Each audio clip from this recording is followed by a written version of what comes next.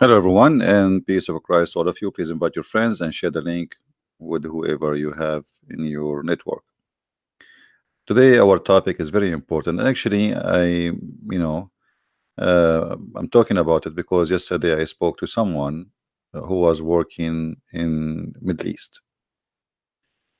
Uh, Working in the Middle East is very popular for many countries, especially when you are from a poor country. Usually, most of those who work in the Middle East, they are from poor countries. And those who they are not from poor countries, usually they go to Middle East to have a very high, let us say, paid salary, which mean a person who is coming from Indonesia, Philippine, etc. Uh, they go and work for a lot less, even if they do the same job exactly a Western person do. If an American he go and to work in Saudi Arabia or in Jordan or in Lebanon or in Kuwait or all those countries, he will get maybe 5, 6 times more at least than the salary someone will do the exact same job who is a Filipino or Indonesian, which mean right away you will face a very bad, ugly discrimination starting from the salary. And the discrimination, nothing except that's because you are a Filipino or you are an Indonesian. That's all. Even maybe you are better in doing that job than someone else. And this is the truth. And the truth always ugly. And nobody want to talk about it. But the salary is not the only problem. Uh, you know, usually when you are poor and you don't have better options, you accept anything. I mean, you have a family to feed. So you can't spoil yourself and say, no, I'm not going to accept this. Why you give somebody just because he is from England, you give him a salary which is 10 times more than me, or maybe 20 times more than me. And not only that, you give him a very good accommodation. Filipino people, they put them in a small, tiny apartment in the shelves in the top of each other. Same for Indian, same for an Indonesian, as if they are not a human. But if you are coming from England or from Belgium or from France, they give you an apartment by your own, and even they provide you. Mostly, they give you, like a car. So it's just because you are from a poor country, you are going to be humiliated, and that is the truth. Now, is that the only problem a person coming from a poor country to work in those countries will face? No. You see, when you are coming from a poor country, that's mean your country is not powerful. That's mean they can do whatever they want to you, and your country can do nothing about it. And that will lead us to tons of problems. Women rape, women trafficking, sex slavery, working without salary. Not only that, anytime the one you are working for him, he can stop paying you and he accuse you that you stole from him, and they will believe who? They will believe you, the poor person who is coming from Indonesia or a Filipino, or they will believe a Saudi guy who is a local citizen and he is rich. For sure, even if they knew that he is lying about what he claimed, they will take his side.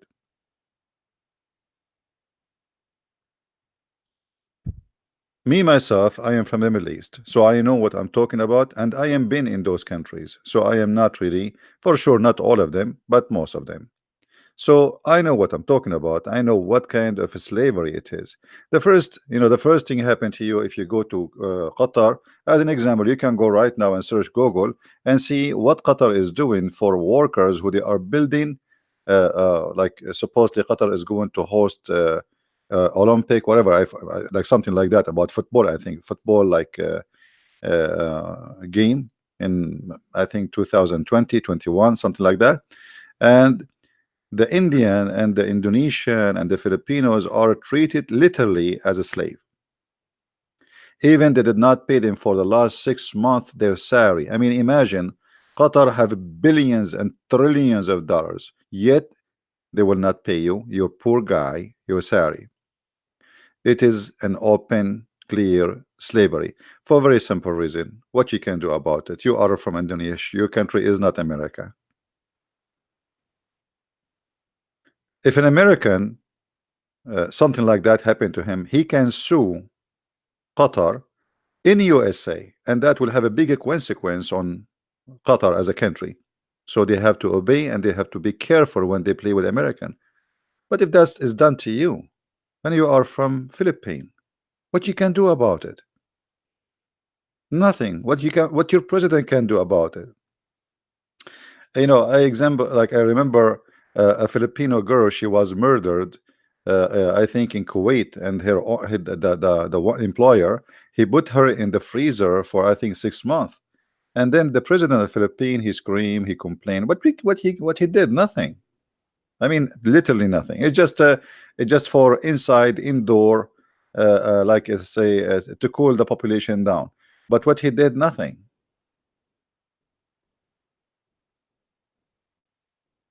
And until now, Filipino girls are sent to Kuwait.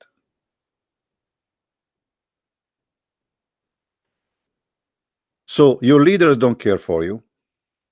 Your government don't care for you. Nobody protect you. And you are not from a strong nationality, sadly. This is how the world is today. And yet you want to go and work in those countries. You are making a big mistake. The second you go to those countries, you have to put in your mind that they can accuse you of anything. And a little tiny excuse can cause you your life. As an example here, they accused 2 Indonesian maids to do witchcraft for their owner.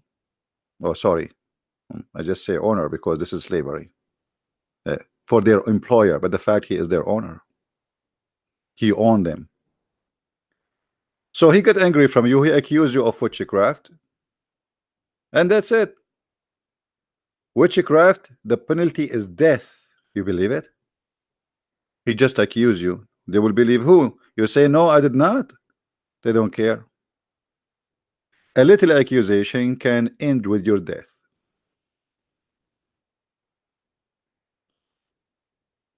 Many years ago, more than 1,200 Indonesian girls went killed and went missing. So Indonesia decided to block sending females to Saudi Arabia.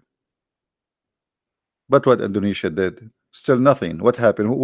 Where is those 1,200 female were killed?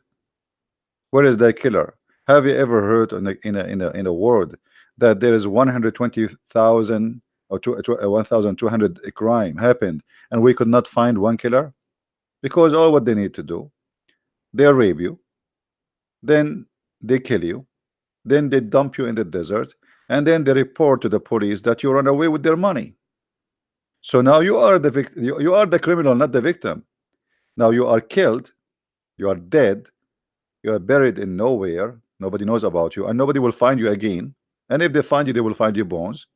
And now in the record, you are a thief.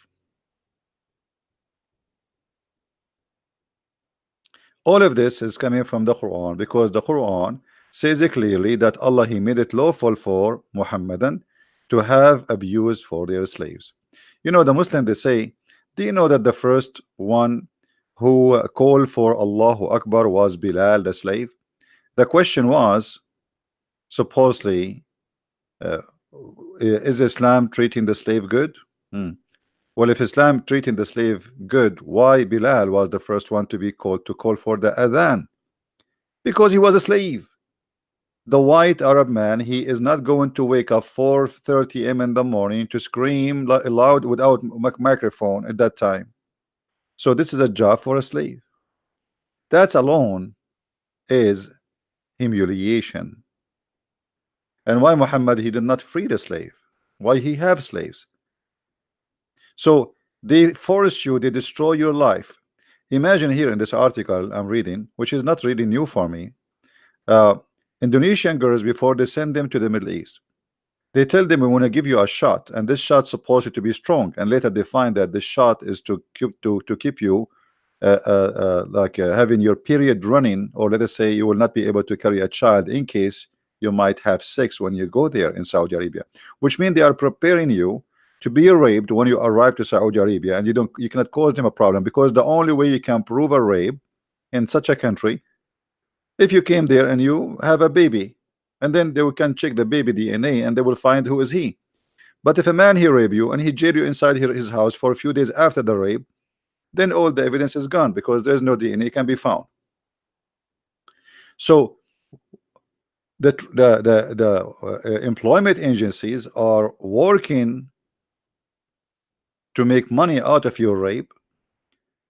Maybe they are from your country, but trust me, they will use you and they will abuse you to make money out of you, and they prepare you to be the victim for the employer. And by the way, this doesn't matter if you are an Indonesian Christian or a Muslim. They don't care, because according to the Quran says whatever you own and your right hand possess, it is lawful for you. And when you work for him as a maid, that's it. If you remember, the Quran says, force not your maid to do prostitution unless they agree. Chapter 24, verse number 33.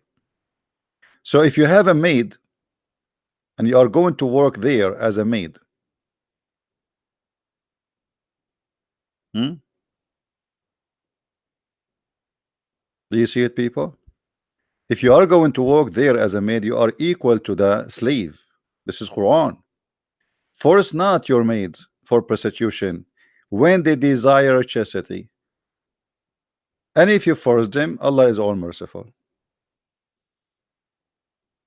So not only they can rape you, they can force you to do prostitution. And if the women she go there, and this is why always they choose young, the second you see the employer looking for a young female, you should know that there's something fishy.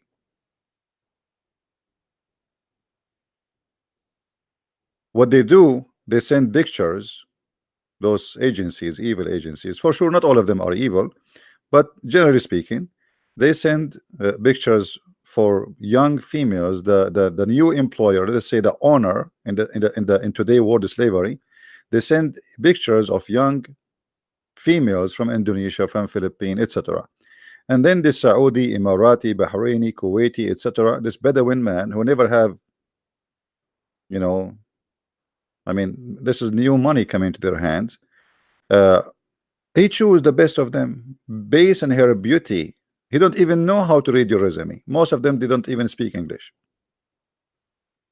And based on your look, he hire you, and we know what the job is going to be. So when you come home, the first thing they will do, they will take your passport from you. Your passport will be taken from you, and you will become hostages. You cannot leave the house. You cannot go in the city. You cannot go downtown. Everything, you are a maid. You cannot leave the house without permission of your employer. So you are totally a property of his own. And then he start harassing you, especially if you are a hard cookie, which means you are not easy to go to bed. So if you don't want to go to bed, he start pushing hard and hard, and if he give up, he might accuse you of a theft or a crime, and you end finding yourself in jail for many, many years to come. If not, you end in the death row in Saudi Arabia. Accusing women of doing witchcraft, which is no proof of it, will lead them to death row.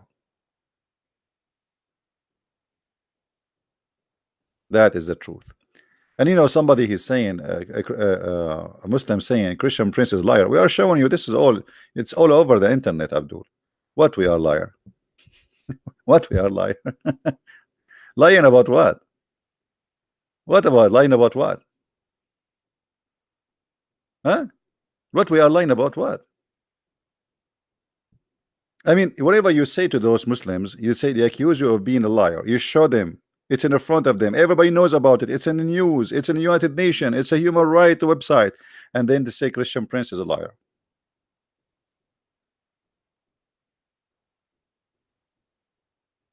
They are forced for sex. They are forced to work without salary. They are forced to do things which is not what they hired to do. As an example, one of the most famous things will happen to you when you go to the Middle East. In the agency, let us say, they told you the job you will work in a reception in a hotel. You go there, you find yourself you are going to work as a maid. What are you talking about? I have a bachelor degree in tourism. I sign a contract to work as a reception in a hotel, and I will have my own like a housing part of the contract. This is what it is. It's not up to you. It's too late. They grab you, they put you in the house of the new employer, and you are a maid. You are a slave. In the contract, they write down something. The job you will do in the ground is something else.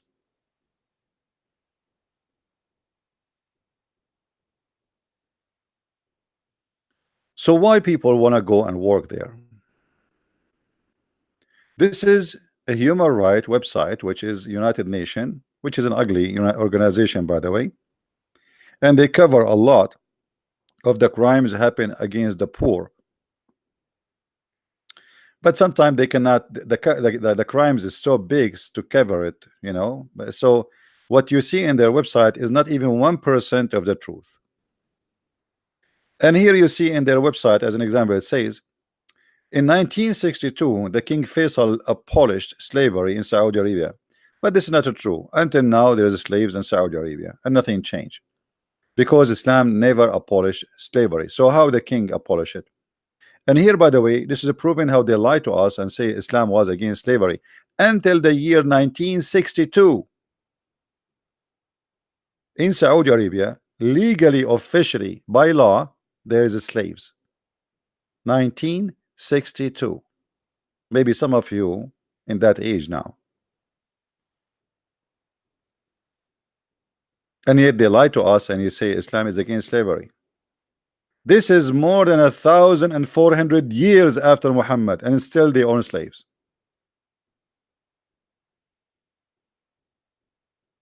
If Saudi Arabia, who is a very Islamic, they did not abolish slavery until 1962. So what is Islamic then?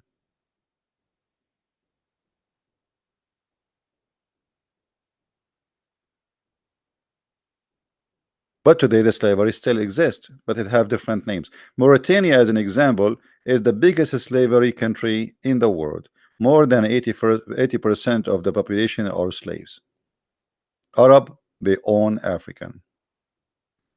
All those discrimination and human right violation happen in Saudi Arabia, as an example. And by the way, others are no better. But Saudi Arabia, we can say it is the most extreme dangerous place to live in and to work in. Sexual abuse is #1 concern. Violence, capturing, hostages, jail, false accusation, working with no salary. You go there, you have a dream. I'm going to go to Saudi Arabia. I will work there for 3 years. I will come back with some saving to build a little tiny house for my poor family. You work there, you spend your life making nothing. So why anyone want to go and work there?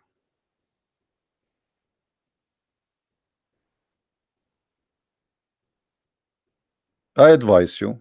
I know, you see, I cannot lecture you about what to do to live. I know there is people who they are poor. They are desperately trying to find a job. Life is tough. Life is hard. We cannot lecture somebody is poor about what to eat. He need to feed his kids. But my friend, there is many ways God he can provide. Don't go to those countries. Don't. A Muslim saying, why the Bible is saying burn people alive? So I want you to say that this is evil, so I can show it to you from your prophet. What do you say? Do you agree? Do you agree, Mr. Mohammedan? If you're a prophet saying burn people alive, what you will do? Are you agreeing that this is evil? Is that what you are trying to say? Hello?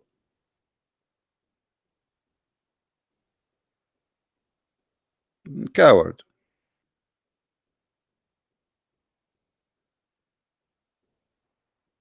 Show your proof. Do you like to call me live and I will show you the proof? Do you like to call me live?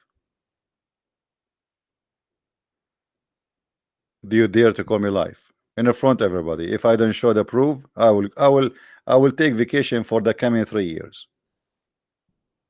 What do you say? Do you accept the challenge? And if I show you the proof, you will leave Islam.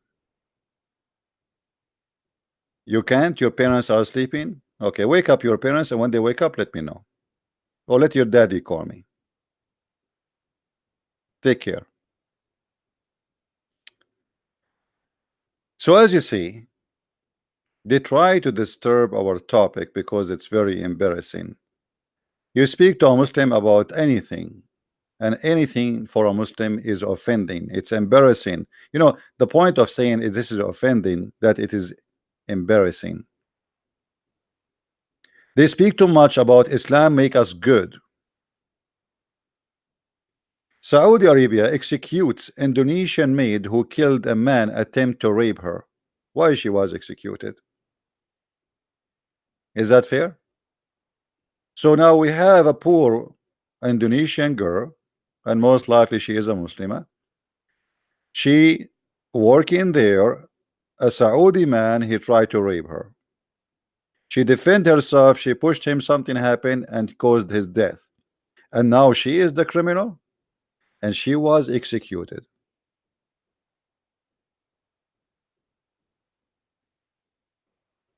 This woman, she have to give, should be given a medal of honor for defending her honor. Why she should be killed? But she should be killed because you killed a Muslim, number one, and he is a free man and you are a slave.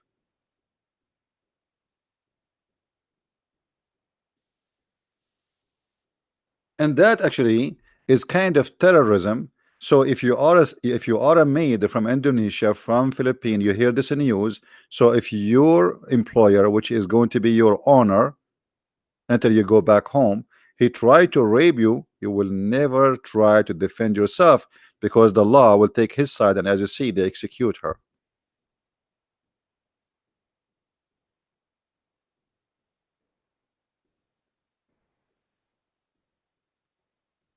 And there is, by the way, some kind of attraction to work in the Middle East, and I want to talk about it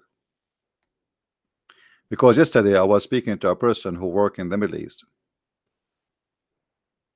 One of the attraction of working in those countries that you will learn how to be lazy. Like top reason to work in the Middle East is to be lazy, because those countries, everything there goes slow. I call it turtle countries. It's a turtle land. Everything is asleep. They woke up 9, 10 in the morning. They work for 2 hours, if we can call it work, and then they sleep for the rest of 3 hours, and then after that they wake up to drink some coffee, and then they take a nap again, and then they wake up around 8, and then they do prayer, you know, and then like the prayer is just to gather themselves, and then they start drinking coffee, watching TV, and you as a foreigner, you are serving, that's all. But it still is a slow country. So many people like to work there because yes, you are working there, yes, they are controlling you, yes, they are abusing you, but you learn how to be lazy. Your employer is lazy, so you will be lazy too. It's easy income, if we can say, an income you will not make in your country, and you don't do really too much effort to make it.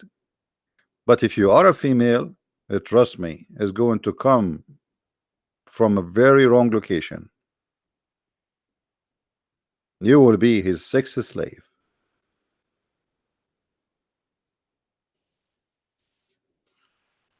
As I said, especially if you are coming from Asian countries. Yeah, but what is expenses? I mean, and not only that, you know, you go, I spoke to many Filipinos as an example. You go and okay, you work for 10 years in Saudi Arabia. Okay, what do you have now? Nothing. What you brought with you? Nothing. So what you did that? I mean, work in your country, at least you can, and then you go back to your country, you do not know what to do because you are used to work in a lazy country where everything is lazy. So now it's very hard for you to adopt the situation in your country because you are disconnected. You are disconnected from from the business market. From nobody knows about you anymore. You know, you do not know what to do. The job you can do there, you cannot do there. So you find yourself outdated. You earn nothing. You collect nothing. You save nothing, and you waste your life being a foreigner in a land. It is not your country. It's not your language. It's not your culture. Not, and maybe you're not your religion. So what did you what you did to yourself? Is it possible to raise the topic about Islam versus Christianity in the Middle East? My friend, there's nothing called Islam versus Christianity in the Middle East. There's Islam versus Christianity. Because Christianity is not a Middle Eastern religion. Christianity, Christ is not a Middle Eastern person. He's our Lord. He is for the Asian, for the black, for the white. This has have nothing to do with the Middle East.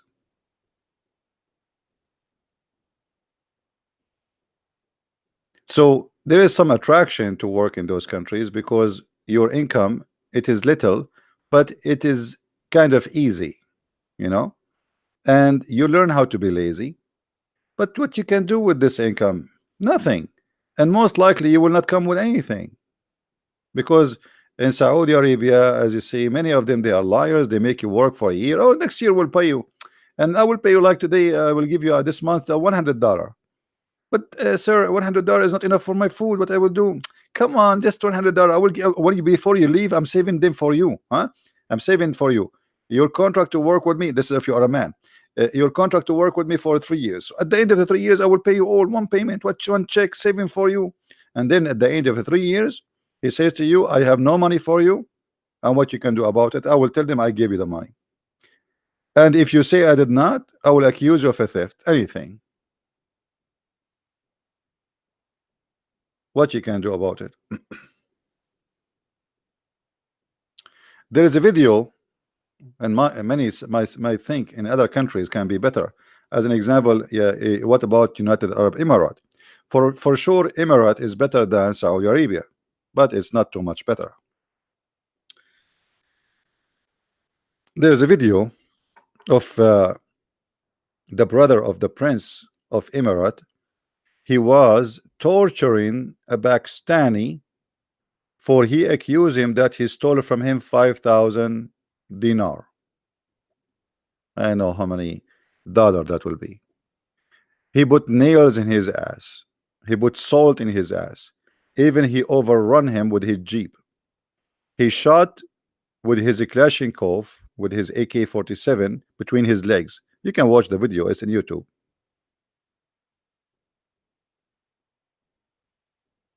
You are no one. You are nobody. The second you enter there, you are by your own.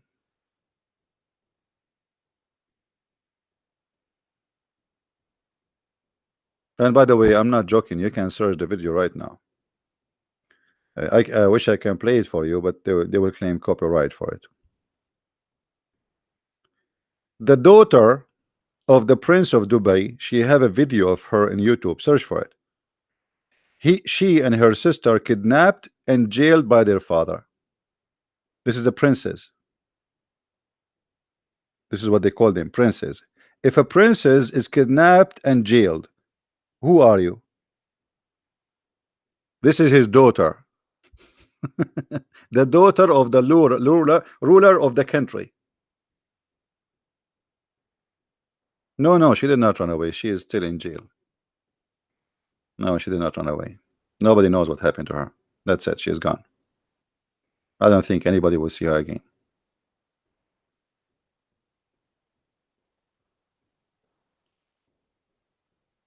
Uh, So if this is happening to their daughters, what will happen to you? Especially again if you are a female. And the top of that, not only sexual abuse, religion abuse. If you are a Christian, they will do their best to humiliate you. Either you accept Islam or else. This is why you see many of those who work in the Middle East, they convert to Islam in those countries, because this is what they do. After you go there and you work for a few months, they start putting pressure on you. You know, the company really now is not really in need and too many people, and we are thinking to send you back. And you know, this is an Islamic country, so we favor to keep only those who they are Muslims or they convert to Islam. So they are telling you exactly what you need to do in order you want to stay in the job. And this poor guy, Filipino, who borrow a lot of money to come, because many of them they cannot afford the ticket. You see, when you come to work in those countries, it's not just coming. You pay the agency a lot of money. You pay, you know, most of them even they pay for their own ticket. They pay for the insurance. There's a lot of things to pay for, and he borrow. So now he did not save money. He did not start working yet, and now he have to go back. And who's going to pay the money he borrow? So what he do? He convert.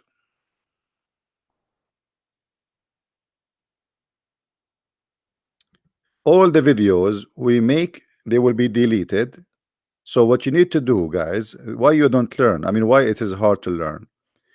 You can go to Patreon, or you search for the same exact title in the coming 24 hours. You will find it all over. All my videos, I delete them. All my videos. If I keep my videos, I should have thousands and thousands in my channel. So why you keep complaining why we cannot find it? This is why I say download the video as soon as we finish. And if you are a person who is lazy to download, well, are you lazy to search for the same title? Just filter, search for the last 24-hour post, and you will find it. So anyway, I feel really sad for those poor people who work in those countries. Don't go there. Never go there. You see, work as a maid in your country is 1,000,000 times, and whatever they will give you, you will live. But don't go to those countries. You'll be away from your family, from your children, from your husband. They will rape you. They might even get killed. You might be sent to jail. They can fabricate any accusation against you anytime. You see, there is a story of a woman, and she's a Filipina. The husband, he was raping the Filipina girl, and now the Filipina, that's it. She gave up. She cannot say no. What she would do? She tried to contact the embassy. She could not. You can't even contact your embassy. You believe it? You cannot go there. You can't even open the door of the house. So the wife, she found out about her, that her husband is raping her. But for her, for the wife, she wanted to just get rid of the Filipina now. She knew that the husband is the evil man. So look what she did. She took her jewelries and she put it in the bedroom of this Filipina. The husband came. Oh, my jewelry is missing, you know. The husband, he said, okay, let us search for it. And she told him, why you don't search in the maid room? They searched in the maid room. They found the jewelry there. The husband, because he's raping her, he don't want the police to be involved. He tried to fix it. The wife, she insists. She called her brother. Her brother, he called the police. The Filipina in jail. And God knows when, you know, and they will cut her hand. In Saudi Arabia, they cut your hand for a theft. So she went to jail. They will cut her hand and they will send her without hand to her country. For what? So look what happened to this poor woman. She got raped. She got no salary. She humiliated. She been put in jail. And she lost her hand. And now she will come back to her country, not only without anything, she lost her honor, her dignity. She been humiliated. She been raped. and now she is coming missing one hand. Why you want to do that? What in the world is worse to do? Work in Saudi Arabia or those countries?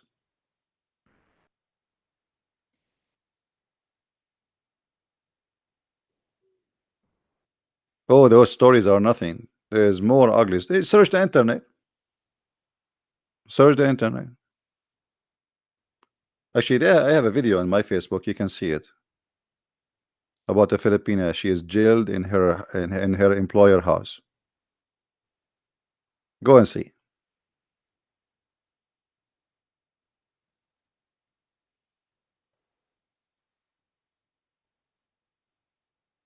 Either you can find a job in a country where you will be respected as a human, or never go anywhere. Do anything in your country. Anything. Like, I mean, I don't want to lecture you about how to make living, but I think living in Indonesia as a poor person is 1,000,000 times than living as a poor person in Saudi Arabia, because you will be poor anyway. You will be the maid of those people. Savage people will take control of you. Let me tell you this story. This is not about a maid. A Saudi man, he married a girl. She is from Syria. She is a Muslim. The girl, she is like 16, 17, teenage. The guy who married the girl, he took her his home in Saudi Arabia. He married her in her country, then he took her to his country. When she arrived to her country, to his house, she found out that she had to sleep with his father and his two brothers because they share women. She tried to escape the house. She could not. She could not find any way to call anyone. There's no phone. The door is locked. She can see no one. Nobody can see her. 3 years, 4 years, 5 years, she could not meet a person just to tell him what's happening to her. Finally, she was able, like, because they trust her more because she became like used to it.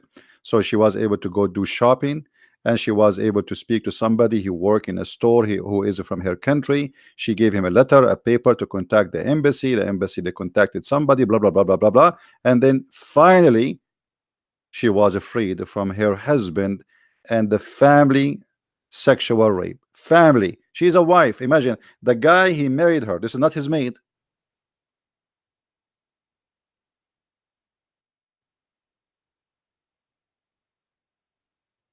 No, I don't have a Middle Eastern passport. I have only American passport. I don't want to have any Middle Eastern passport. There's nothing to be proud about. My Middle Eastern passport expired long time ago, and actually I don't have it no more. I have, many years ago, a bunch of kids, they broke into my house. They thought I have money, and they took a little safe I have, which there's nothing there except papers, and that passport was there. I have like degrees and passport, which is that passport. The American passport, it was with me because I was overseas. This is why they break in. I'm American from a long time ago. Anyway, this is not the story. But you see, there's nothing to be proud about, and I'm sharing with you what's happening in my own land with you. I'm not proud about what's happening there. I wish I can fix it, but this is how it is. And when you are poor, nobody really care for you. You see, I remember once when I was in the Middle East, we opened the TV, and then they say like 10 cars, they hit each other because there was a storm in Los Angeles. 10 cars. Okay, what we have with the 10 cars? Nobody even injured. We have more than 70 child, they die in a bus. They were going in a school trip, and they are not even reported in the government TV, as if they are not exist. But they have time to report to us that 2 American, they were in competition about how much they eat hamburger. So this is what's happening. If you are from an important citizenship, from a country which can protect you, then your situation is different. But if you are from a country, sadly, your government is weak and they cannot stand for you, and maybe even they don't care, don't go there.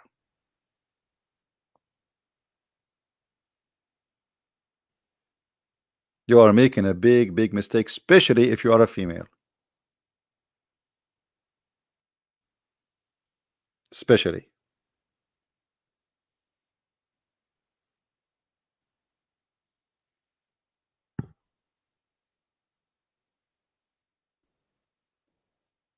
And the additional risk, as I said, it's being learning how to be lazy, because working there teach you how to be lazy, and income is easier than making income in your country. So you work there first year, second year, third year, fourth year, and then after all the years you work, you find yourself you made no money really. Yes, you have better income, but you have no money. Especially like some people, like from some countries like Philippines as an example. Filipino, they are very kind people, and when they start working, they start sending money to their families, and they buy gifts, Christmas gift, New Year gift, birthday gift. So a Filipino guy, he work all year there, he come back, he's carrying nothing but a bunch of trash in his back, a camera, iPhone, a keyboard. What, you are wasting your life for this? You know what I mean? You go overseas, stay away from your family. You see your family once every 2 or 3 years, once for a week or two. To come back with the camera, what this camera will do for you?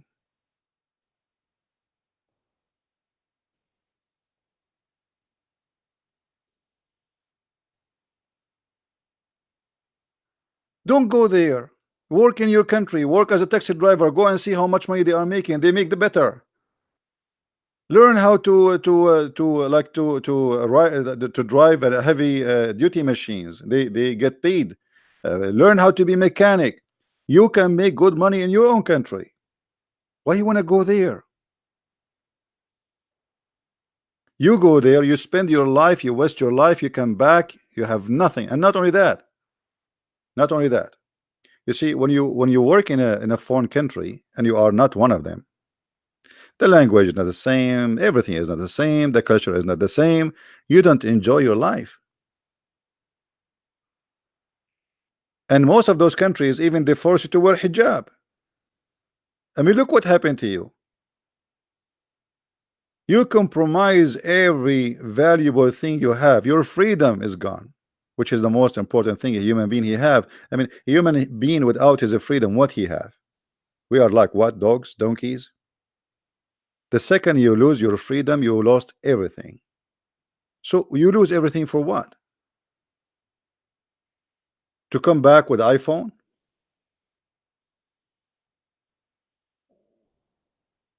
If you can't go to America, that's a good deal. If you can go to Canada, that's a good deal. If you can go to Australia, that's a good deal. But you don't go to Saudi Arabia.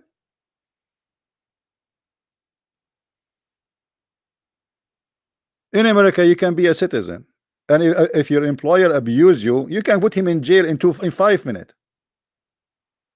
You see, whatever they speak about the land of the kuffar, the Muslim, they say the land of the kuffar, the land of the kuffar. In America, if you abuse a dog, you go to jail. A dog who have no mouth to talk. I have a neighbor, she left her dog outside in the garden during the rain. That's her crime. She left the dog out in the yard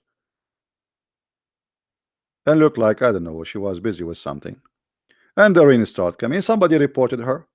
The police came, investigation, she have a court date, and she might go to jail for dog abuse. And yet they say America is disgusting. In the Middle East, go and read the stories. You sleep in the street, your employer don't pay you money, he says to you, go and find your way, you are a man, okay, I brought you here, I don't have money for you to pay you, go feed yourself.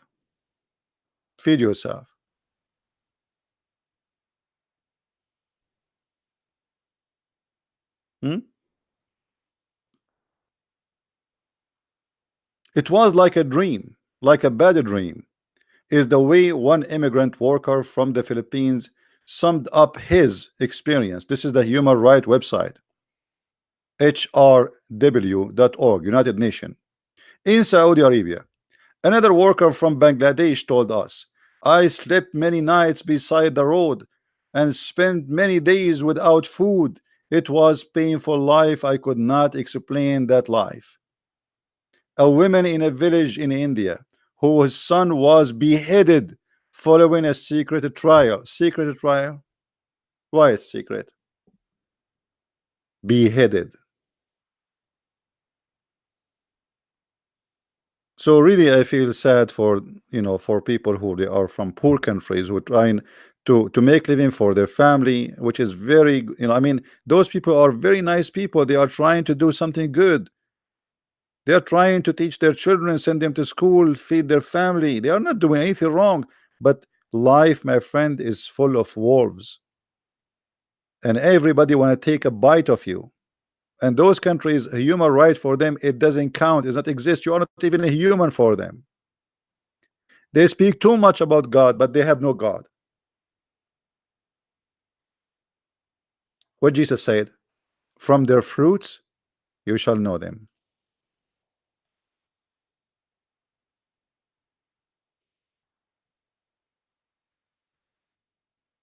So I say to you, and I say to you from my heart, it's an advice. Never ever go and work there. And if you are there, get out. Get out before it's too late. And additional to that, those countries have no future. Right now, there's a lot of problems between Iran and all Middle Eastern countries. So any mistake can happen. United Arab Emirates can go bankrupt. Qatar, Saudi Arabia, they will go empty. The second war started, all those countries are zero. You saw those countries, I call them temporary countries. It's a cartoon countries. It's built of cartoon. They have no base. Their society, their economy have no base. It's just oil. And like Emirat, they don't have really any business. I mean, Emirat is just like a big supermarket for shopping, and they make money from opening money laundry for mafia and gang, Russian mafia, Persian mafia, Arab mafia, Egyptian mafia, you name it, drugs. So it's a big country built in nothing. It's a balloon.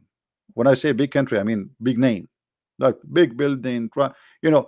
There is companies who were selling apartments in Emirat, and there is many stupid people. They put all their life saving there, and now they found that those apartments are not even exist, or most of them they are not going to be built.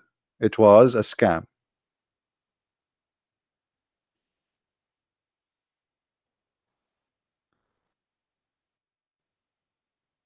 You have to be careful about where you invest your future, because remember, time goes. Like now, people hire you for a job because you are young, but how many people here from the Philippines?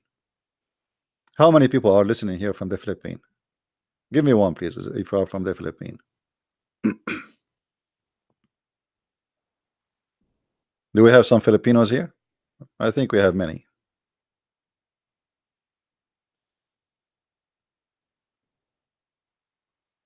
In the Philippines, if you are an old person, nobody hire you. It's a fact. You believe it? And the stupid government of the Philippines don't protect you, which means legally they can discriminate you by age, by gender. You will see an ad for a job in the Philippines says you have to be between the age of 18 and the 25 legally, which is discrimination. So if you are over that age, if you are 30, you will imagine 30 years old. You are still young, still you will have hard time to find a job.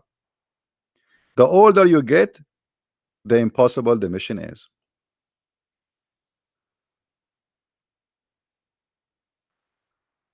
You see those countries always they have a supposedly new government and new president, and they play with their emotion, the emotion of the poor, and they promise them a lot of things will change, but nothing changed. All of them are gang. Those like governors and leaders, they are liars. So the poor people, they go and vote and they excited and etc. We have a new senators and he promised us, and we have a new president, and now he like this guy, he's with the poor, and nobody with the poor. Nobody with the poor.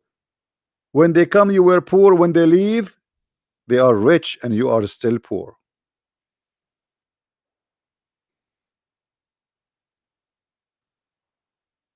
So you work in the Middle East when you are young, because they will not hire you if you are old anyway. So you go to the Middle East today in Dubai to work, or in Saudi Arabia, and you are 20, 21.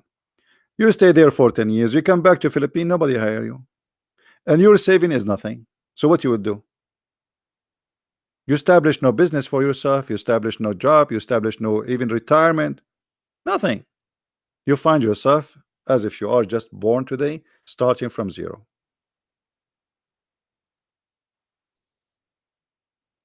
So I advise everyone from those countries, Philippines, Indonesia, wherever you are, don't go overseas unless it is a country where a human being is respected. America, Canada, Europe, yeah, but even not all of Europe is the same.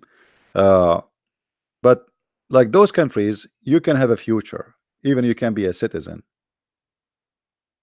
Otherwise, don't go anywhere. Stay home. Stay home and try to do anything you can.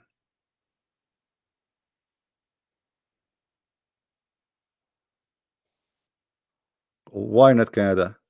Canada is a beautiful country. What's wrong with Canada? But it's cold. The only problem with Canada, it's cold. But at least nobody will discriminate you anyway.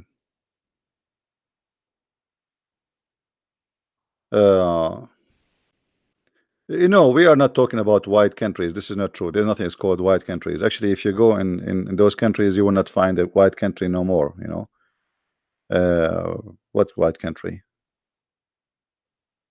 Europe is full of black people, Asian people, Middle Eastern people. Yeah, you can be anything you want, but at least you have to think about your future. Because if you leave today and you are young, start you working in the Middle East, and then you work there for 10 years and you come with nothing. Especially, there's some naive ones. They don't save, or maybe they cannot save because they have duty to do. They have obligation to do. They have to keep sending money to their family. And when you work in the Middle East, let us say you're a Filipino or Indonesian person went to work in Dubai, and because now you're in Dubai, all your family who they are in Indonesia, they start sending you, please, can I borrow money from you? Your cousin and the cousin of your cousin and the cousin of your cousin, because they think you are a billionaire there. But the fact you are just a taxi driver there, or maybe a driver for your boss, or even you are a maid. So everybody want to borrow money from you, and you are a good person. You give, but the money you give will never come back to you. So you work there, you spend your life, time goes, and you come back home and you have zero. And if you are a Filipino, what do you do? This is what Filipinos people do. I love them very much. I love the Filipino, but there's things that I don't like it. A Filipino, he like to buy a brand new iPhone. I mean, why you buy an iPhone? Why a poor person he buy an iPhone? I mean, what's wrong with a normal phone? What iPhone will do? Like, when you want to show off, like you have an iPhone? They like to spend their money in stupid things. iPhones, cameras, keyboards, parties, birthday party. Like I saw Filipino celebrating birthday party. It cost a lot of money. I mean, what is that? I mean, are you people out of your mind? You are poor.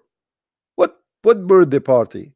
And why you are inviting all those people and all this food? And so what? You fast now for the coming 2 months? You borrow money to make a party? Like life cannot go without a birthday party? So we have a bad habit, bad traditions, bad thinking involving our decision and destroying our future.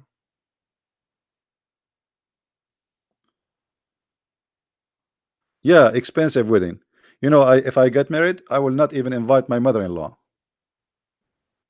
My wife, she like it, she don't like it, I don't care. You know, if her mother-in-law, she will pay for her hotel, she can come,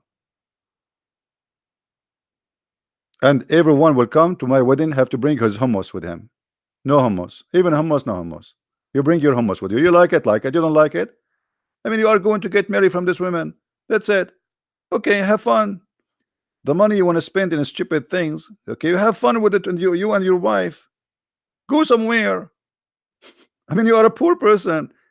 Have a roof for your house. You know, tomorrow the rain is coming, so you can, you know, sit down with your wife in a couch and you can enjoy your day. So you spend the day now for a stupid party, and tomorrow you have no roof and you pay rent. All right. You know, it's not about being cheap, it's about being smart. You see, people, they spend a lot of money in a stupid one-day night party. The dress is $1,000. The ring is blah blah blah blah blah. And then you invite all those people and who start gossiping about you. Why you want to do that? Nobody will like what you did anyway. They will talk about you. They will talk about you, about your wife, about her sister, about your brother, and they will rip you off after all the money you spend.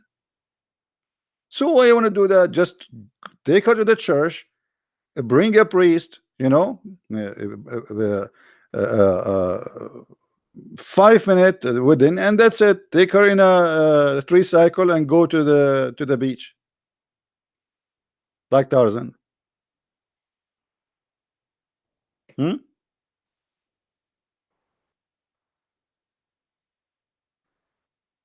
Who cares? They will talk about you anyway. There is people who make a wedding cost like $1 million or $2 million. Trust me, still people talking about them today. Why? They say they are cheap. I mean, all the money he have, only he spent $1 million. It doesn't matter what you do. Nobody will be happy. So why? What's the point of this? Are you getting married or getting ripped off? What the purpose of this project? I mean, people get married to have a family. This tradition of having a big party, spending too much, you can, and if people loves you, but really, they can come and enjoy, have a party with you without spending anything. You know, some soft drink and some music. Okay, no problem. Have fun and we dance. But what? This is a big hall and expensive dress, and the maid, they dress like each other, and there is the hairdresser, and the men, they have to dress like each other. What is that? This is a tradition of the fool. Foolish. The money you want to spend in the wedding, spend it for your house if you don't have one. Which one is important? If you have a house, well, get a car. If you don't have a car, okay. If you have a car, what about you spend the money you spend in 1 month to in one night? You can spend it to have a 3 or 4 month vacation with your wife, having fun in somewhere. But people like to show off, and this is, I believe, this is a stupid sign. Stupidity, right?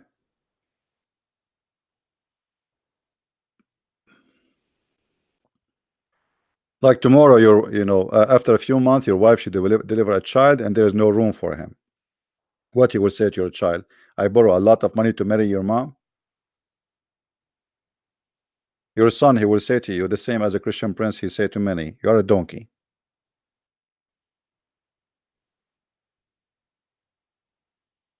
It was like that when you first came to America. I don't know what do you mean, Mimi. What do you mean when I first came to America? When I came to America, I found America have a lot of American. I'm not sure. The same as in China, there was a lot of Chinese.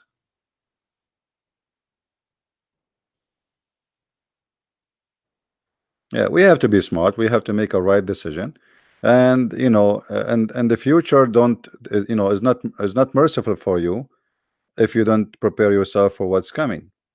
If you don't want to have, like you cannot afford to have a children, don't have children. You have responsibility.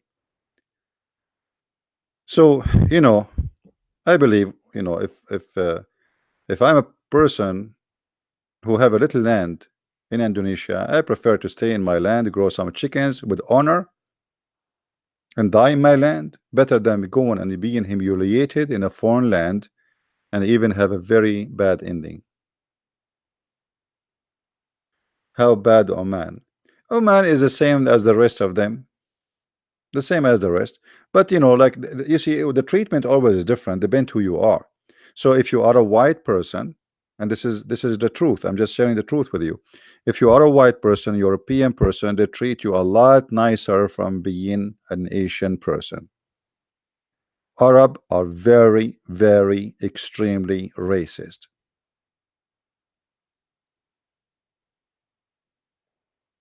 That is the truth. No, I'm not an Egyptian. Egyptian are not Arab.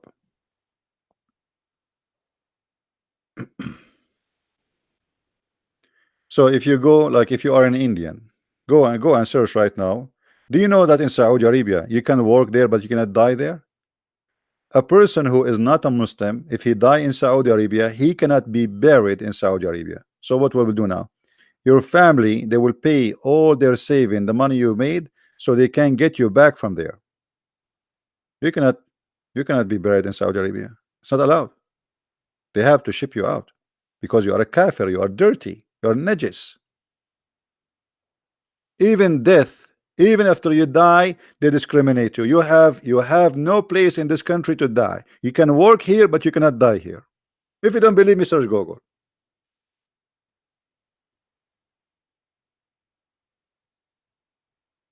Actually, let me search for it.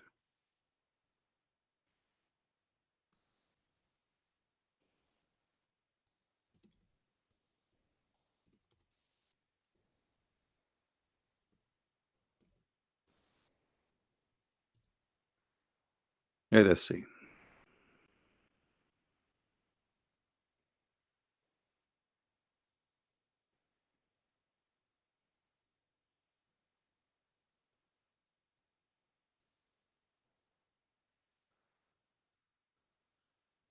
Uh,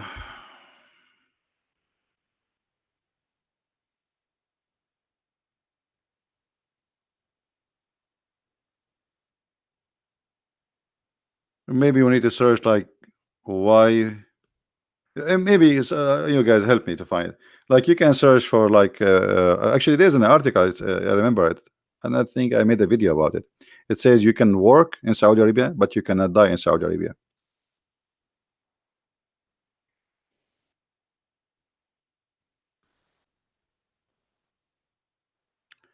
I need to find it. So if you work there and you die there, you cannot be buried there because you are an infidel.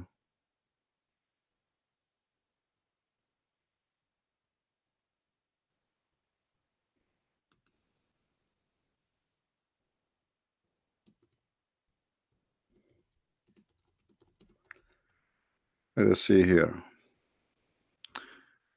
I hate it when I type and then after I type the whole sentence, I find myself typing in Arabic when I'm searching English. Okay. Non-Muslim cannot be buried in Saudi. Let us see. Barrier of non-Muslim made easy. This is the article. Saudi Arabia welcome foreigners to work, but not to die. Here we go. Look at this one.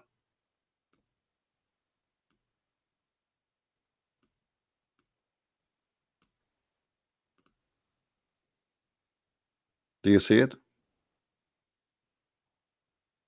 Saudi Arabia welcome foreigners to work in nation, but not to die.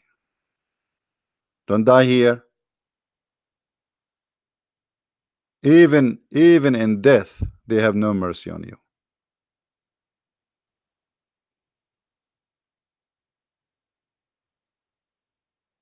So why you want to work there?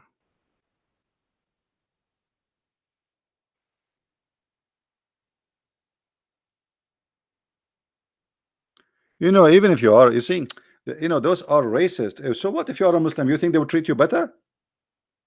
You think they would treat you better? If I go to Saudi Arabia because I am white and you are Asian, they will treat me million times better than you as an Asian Muslim. Don't fool yourself. They are racist to death. The same as their prophet. You remember when Muhammad, he said, he promised them that they will have hur. What the hur is? Hur is seeing women who they are so white to the point you can see through.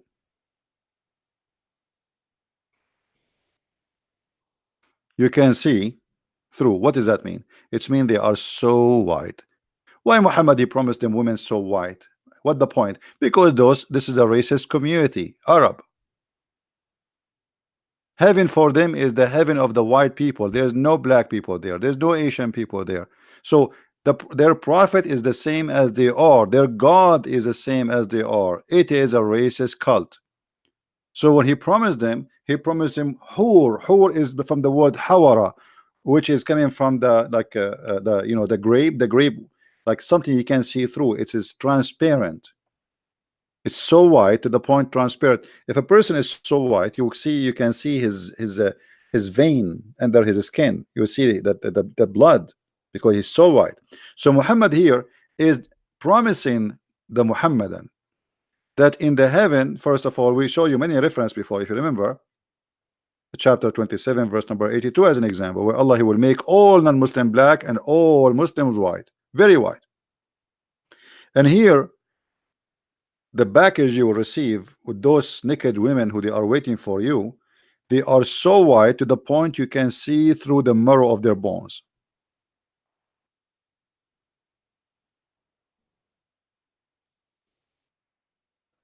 Very, very racist.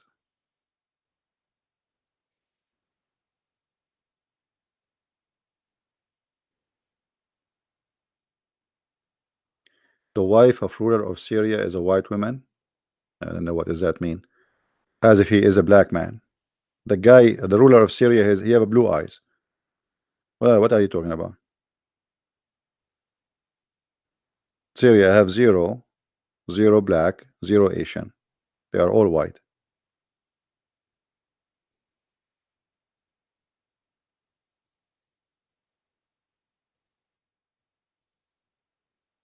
This is reality. And no, she is not Palestinian. I mean, where you guys bring those? Where you guys get your information? Do you eat too much hummus? No, she is not Palestinian. The king of Jordan, his wife, she is Palestinian. Too much cabbage. Anyway, where is your charming accent from? eBay. This is the God bless America. In America, you can get whatever you want. We have Amazon.com. We have eBay. You can, I mean, get one.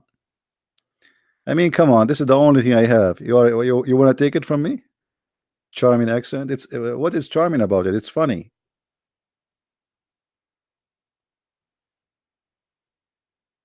Uh,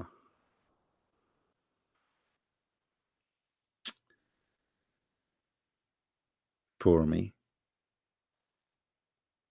You want to buy my accent from eBay? Just send me the money. I will send you my accent. Don't worry. Not only that, I will give you a bonus, the accent of Zakir Naik, as a bonus. Hmm?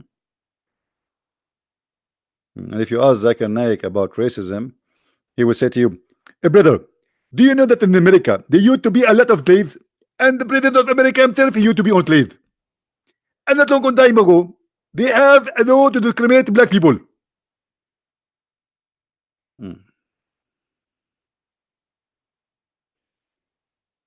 Yeah. But in America, the white people is the one who fought to free the slaves. The white themselves. There is a war. White fighting white. This is America, my friend.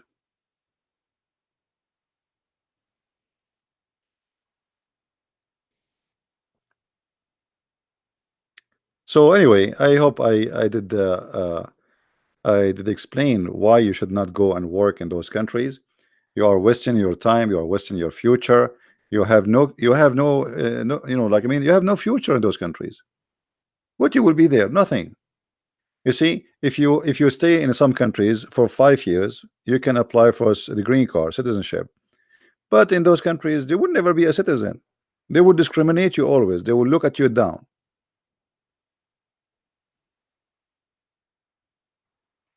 An Indian guy who is an engineer, I witnessed with my own eyes. They send him to buy bread. I mean, look how humiliating it is. The guy is an engineer. The boss, he said to him, "Go and buy me bread." But can he say no? I mean, this guy is an engineer. He's coming to work as an engineer. What do you mean, go and buy me grocery? The poor guy, what he can do, he have to go. Either he go or he will be fired. He will make you a driver. He will make you buy grocery. He will humiliate you. He will ask you to teach his son. His son is like the 5, 6 years old. Come, come. Hey, Raja, Raja, come, Raja, Raja, come. I want you to come today after work. You finish work. Now you have another work to teach his kids English. The guy, he want his Arab boy to speak English. So the poor Raja, he work all day as an engineer. Then he do shopping, buying them grocery, buy them bread, and then he drive the women, the wife of the guy, to different place. And then after that, he have to teach the kids. So you go there to work as an engineer. You are a nurse, you are a grocery guy, you're a driver, and you are, even the guy, he wanna go with his wife somewhere to visit somebody. They ask you to come and sit with the children.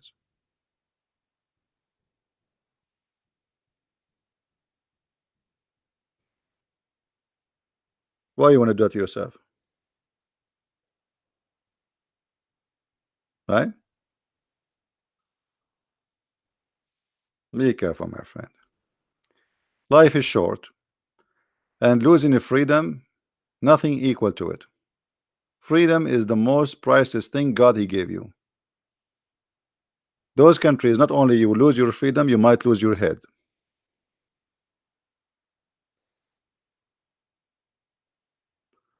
Fadmi will call you today. Okay, I can't sleep until Fadi call me, no problem. Canada is too cold. Yeah. So what they are talking about the global warming these days. And you know what? Canada is getting warmer. American, they are eating beans and a lot of gas involved. So I predict in the future Canada is going to be like Hawaii. So what the global warming is about? Is it true? If a global warming is true, that means Canada is going to be Hawaii maybe in 10 years. There's a liberal woman, a Democrat from the Democrat in USA in the Congress. She said in 12 years the world will end because of eating beans. I mean, those people are really stupid. No, what? I don't know how those people they became Congress people. Just a party support you. Just be stupid, and those liberals they vote for anyone who's like them. Unbelievable. The world will end in 12 years if you don't stop driving cars. In 12 years, why you don't make it 12 months? Hmm. Yeah, liberals are very funny. Indonesian love CP. Thank you, my friend. Thank you. I love them too. That's why actually I'm trying to focus more and more in Indonesian, Filipinos, Asian.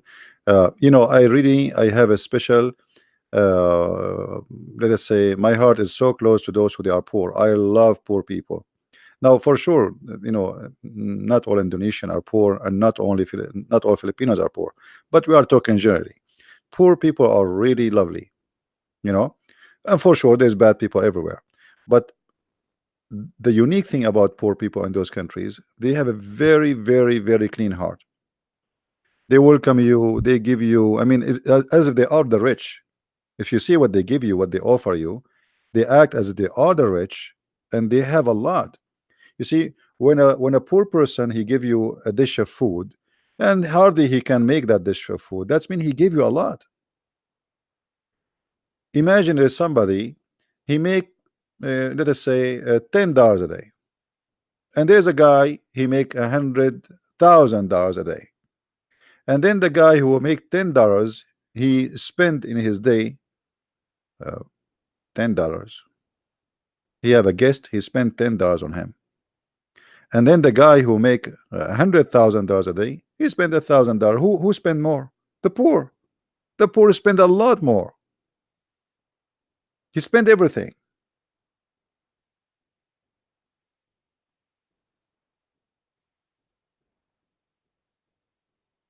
And poor people always, they are giving. There's one unique thing about them: they give more. The rich are cheap, usually, not for sure, not everybody, but usually rich people are cheap. This is why they are rich, mostly. And again, not everybody. Poor people, they open their doors for you. Once in England, I was going to visit somebody. I knock at the door of a woman. I don't know who she, I mean, it's a dead end. There's no numbers in the houses, so I don't know. I don't remember the house number two, but I know the guy, he lived there. So I said okay, and my phone was dead. So I said, you know what? Let me knock at any of those doors. Those are neighbors at the dead end. They will know each other. So I knock at the door, and I stayed away from the door. Like I went back like 5, 6 steps. A woman, she opened the door, and she said, "What do you want?" I said, "Is the etc. He live here or he's around here? You know him?" She starts screaming at me. She wanna call the police. She have a very nice villa. I just knock at the door. I did not ask for food. I did not ask for money. I did not ask for shelter. All what I said, where does this guy live? Are you here coming to harass me? Are you here coming to are you wanna go and attack me? Are you staring at me? Are you looking? And she is kind of old. So look, I mean, I did ask where the guy live. In the Philippines, wherever you go, you will see how friendly, how beautiful they are. You ask somebody in the street, even they say to you, "Yes, sir." Very polite, very loving people, especially the poor people.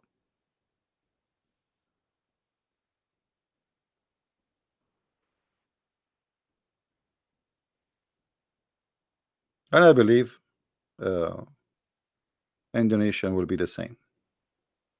I never been Indonesia, so I can't really speak much about it. But you are an Arab, you look like a terrorist.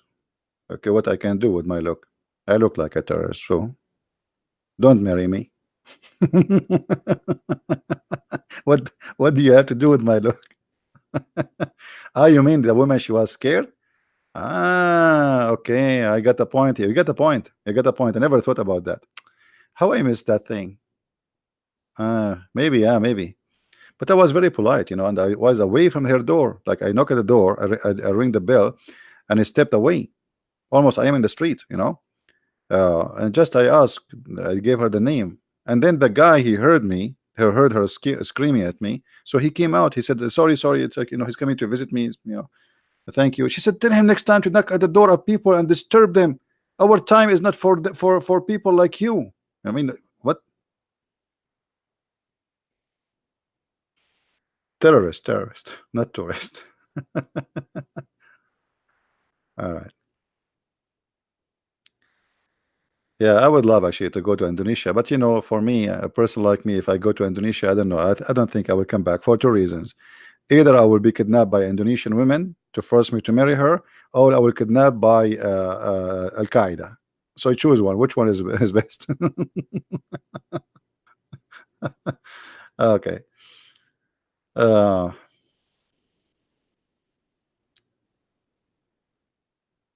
anyway, if you look like a Brad Pitt, who is a Brad Pitt? Talk to me in Arabic, man. I don't. Do you think I know the names of? Is that an actor, right? Brad Pitt. You expect me to know who is this guy? Is he? Do he look scary? Let me search his name. Actually, I look like an actor, but I forgot his name. Once I was in a restaurant. It's a restaurant, and they have a band. But for me, I was just stopping. I was driving long drive, and I need to have a break in my driving, and I need to eat something. So I stopped there, and then a guy, he came and he sat next to me, and he said, "By the way, I know who you are." And in my head, I start saying, okay, this guy, maybe he know I'm Christian Prince, but how you know? I was thinking about something different. So, and then he says to me, but don't worry, I will not tell anyone. So I said, okay, thank you. He said, but can you sign this for me? I said, sign what? I mean, and he started telling me, I have like my children, they will be happy to know that you sign. They always watch you on TV, and they watch me in TV. For sure, he is not talking about Christian Prince. Anyway, then later I found that I cannot give you the name of the actor because the guy, he insists he go and he come back. He insists, He said, can I take a selfie with you? I said, no, you cannot. He said, please, I'll tell you, I will not. I said, please, no, I cannot take a selfie with you. But the guy, he insists that he know me and he will not tell anyone. And later I found out he is talking about which actor, but I cannot tell you because then you might know how I look like, because really I look like a lot like him. He's an American actor. Scary. He always take a mafia guy, a criminal, like literally.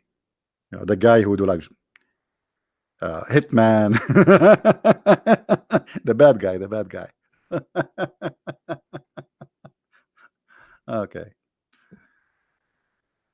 Bert, you guys giving me names I never heard of them. Anyway, so the guy, he insists like and I was really but later I never heard of this name, and later I searched the name he gave me, and I found like you will not, you know what, like he is not really far, very close, but I don't look the same really, but maybe because he's in TV and in person. So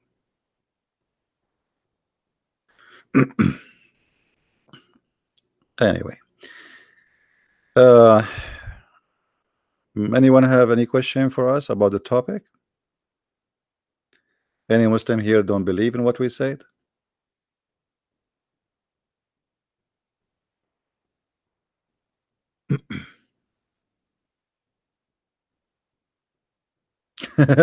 Abdul, they want to watch all movies to find out which one is me. That's a good try. Unbelievable. Yeah, but you know what make it confusing about me for the Abdul, that's always I say I'm black, blonde, African American from Japan.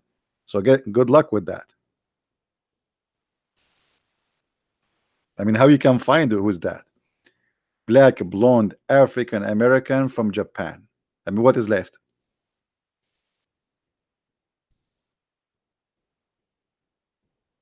Keep trying, keep trying.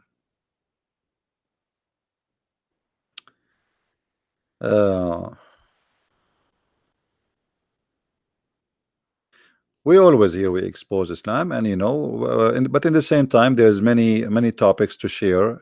It's important for the community and for people.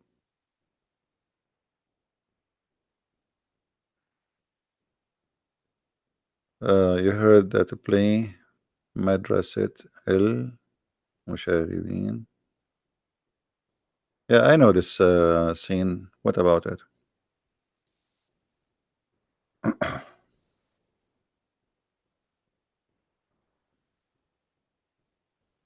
What's going on with USA and Mexico? This is politics.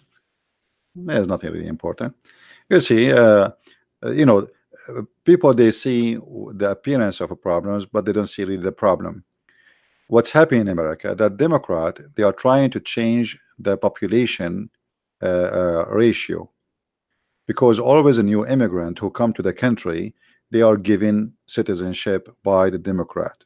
Republican, they fought and they fight that. So the more immigrant they come, the more population who vote for Democrat are there. And this is why Democrats are fighting to keep the borders open, not because they love immigration. They are hypocrite liars. It's a dirty garbage game. So people, they come from South America and they are poor, they want to work. I don't blame them. If you have a system which is broken, people can get in from the border. And not only that, in this country, if you are an immigrant, you can put your children for school for free, health insurance for free, just sign asylum, and even your apartment for free, which means American don't get that. Me as an American, if I don't work, I will go homeless. But if I am coming as an asylum, the government have to give me at least for 2 years housing, free food, free health insurance. If I have children, they go to school for free. So Democrat, they want to have open borders in order to change the geographic population, which is going to vote for Democrat as usual, and that will make them win always. The Republican, they are thinking about protecting the country. In the same time, they don't want to change the demographic population. It's a dirty game. Will you debate Sheikh in June? I don't know. I mean, I'm here.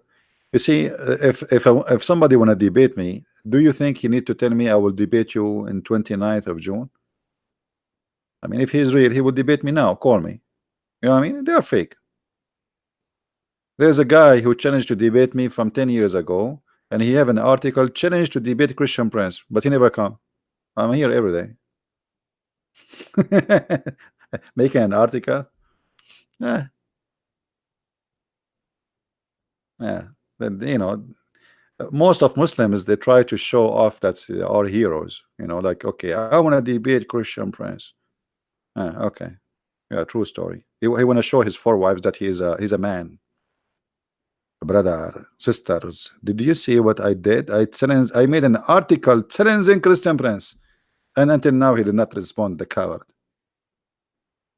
Yeah, a Christian Prince is every day is here.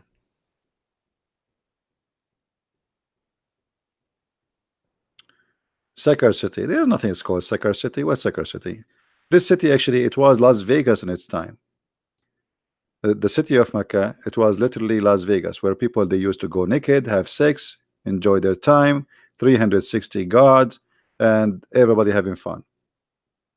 After Islam, Mecca became an evil city.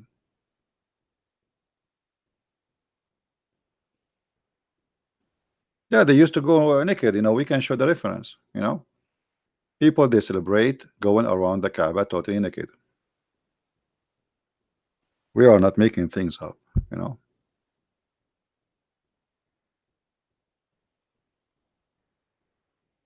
See, this is the reference in front of you. The book of Hajj, chapter standing and saying, etc. The Most High, blah blah blah blah blah. Hisham narrated in the blah blah blah blah blah blah. Okay, that who were Quraysh and their descendant, they go around the Kaaba, the house, naked. Do you see the word naked? Do you see the word naked? Naked. It was a sexual entertainment city. Religion based on sex, Islam is based on nothing changed. Islam is still the same as the Arab used to be before. It's a pure sexual city. And then ask yourself why people go around the Kaaba naked. What kind of religion was there where people go naked? And now nothing changed, by the way. Muslim women and Muslim men are not allowed to wear underwear. A Muslim man, if you go and watch what Muslim men they wear a sheet and they are totally naked. So all what it changed, that the sheet which you used to wear after they finish, Muhammad, he made them wear it during the Hajj. But it's the same thing. The only difference, they used to wear nothing. Now they have a sheet, and they show exactly the same as the Hindus. If you look at the Hindus, which shoulder is exposed, how they wear their sheet, how they shave their head, it's exactly as the Muslims. Islam, I believe, I mean, the Kaaba thing is inherited from the Hindus. The Hindus, they have a black stone, which is a private stone, right? A stone resembles the vagina, a stone resembles the penis, and the black stone resembles the vagina, and it's a black stone. And the same clothes exactly they wear. The same shaving, the same shoulder, they show everything. The Muslim version of heaven is the same as the earth version of heaven. It's about sex. Everything for them is a sexual thing. Islam is a pure sexual cult. You see, if you believe in Allah and you go to heaven, what you do? The second you enter heaven, you are getting naked, ready for sex. There's women you never met. They are waiting for you, and they have a victory sign with their legs. You don't even know who are those women, and right away they will start singing for you, and they will jump on you. There's a sheikh who explained what will happen to you when you enter the door if you're in your house in the heaven. How they will jump on you. I wish if I played for you, it's a porn. Literally, he starts saying what they will do to you, step by step. One is sucking your, and the other one is sucking your, and the other one is sucking your. You know what you're I'm talking about. And he is speaking about that live on TV.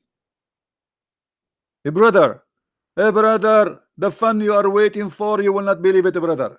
The second you enter your room, brother, one she will be sucking your, and the one you will be sucking, even your nipples will be sucking it. I mean, you will be sucked by mosquitoes. And this is live on TV. Actually, you know what? Let me find the video. Even I will not play it, but maybe.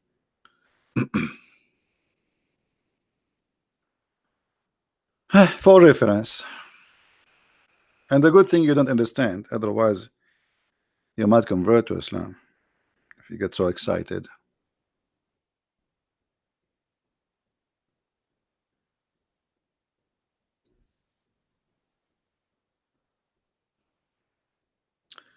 All those videos are description of the hur. Look at this picture here. Look. The title is "You Will Not Believe the Description of the Hur," and they have a woman wearing a clothes which is see-through. Look, this is the hur, brother. Do you see your hur future? The hur. You see her? Okay. And oh, look at his hand is open. A brother, the hur, a brother. Look at this guy. Look at this guy. He's looking at the sky, describing the whore. You know, getting so horny. This guy, he got killed, and he is waiting for the whore. All those videos speaking about the whore. Look at the whore, brother. The whore, brother. The whore, brother. Look at this. This one, she have a wing. She have wings, and she is so blonde.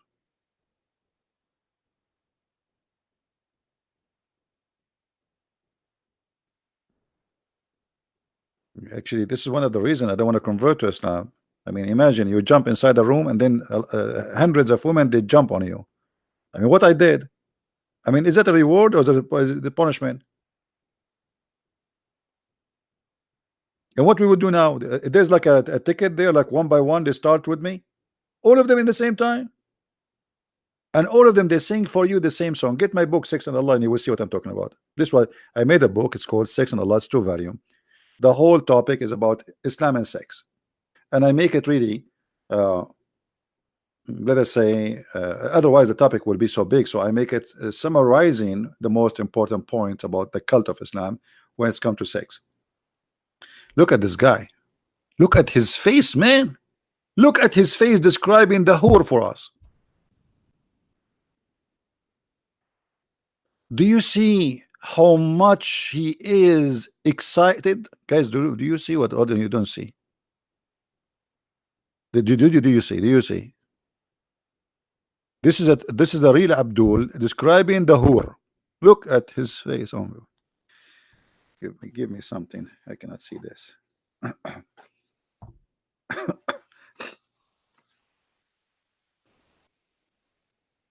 Look at his face. And look at this. Look at the other guy.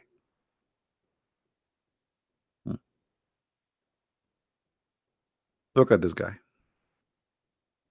All those guys, they want to tell you about the whore. This guy, he is seeing whore when he is dying too.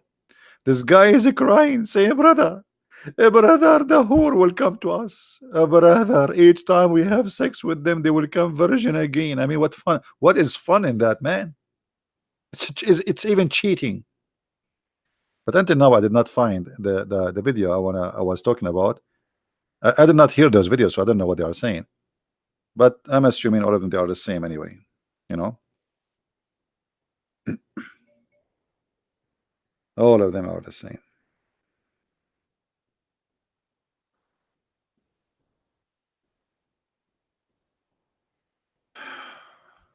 Where is the video? Until now, I did not see the video. That one is a truly, the sheikh is so, this guy, he was watching a lot of porn. I mean, look, I just searched for whore, and look what is this. It's English. How I can find that video? It's impossible. This is what they are dreaming about. Look, guys, look at the title. You will not believe what the whore she will sing to her husband in heaven, and you will cry for the most beauty she have. Yeah, the whore, they will sing for you a song. All the whore in the heaven, they have one thing to sing for you forever, for eternity.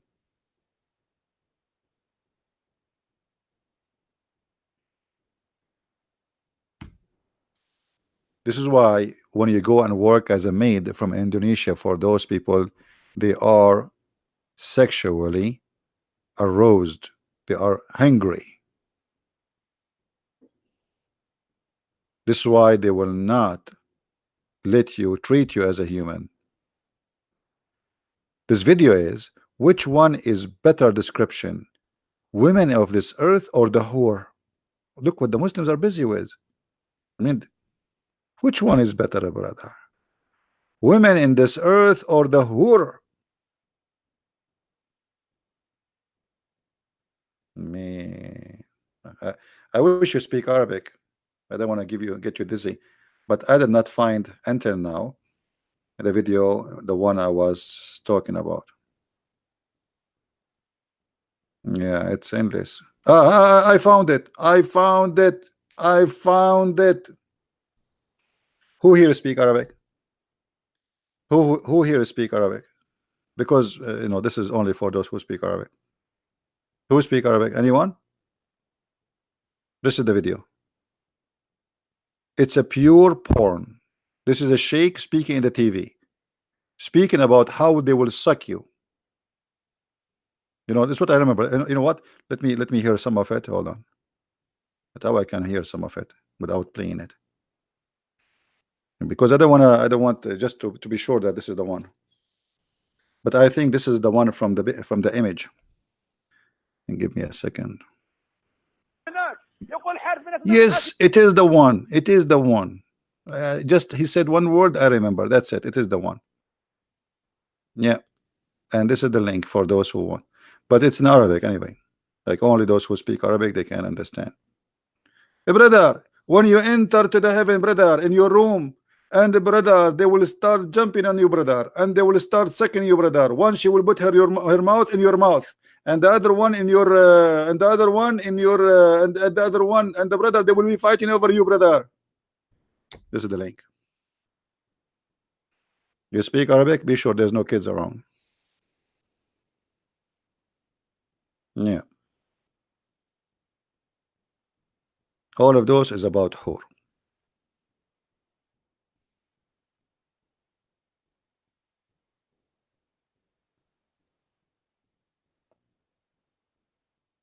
The description of the whore. What is that? This is the description of the whore? A woman, she is wearing a dress showing her leg.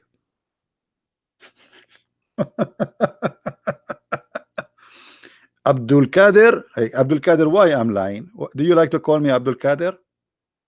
Guys, we have a brother Abdul Kader here, and he is saying Christian Prince, you are a liar. Well, Abdul Kader, do you like to call me live on air? What do you say, Mr. Abdul Kader, brother?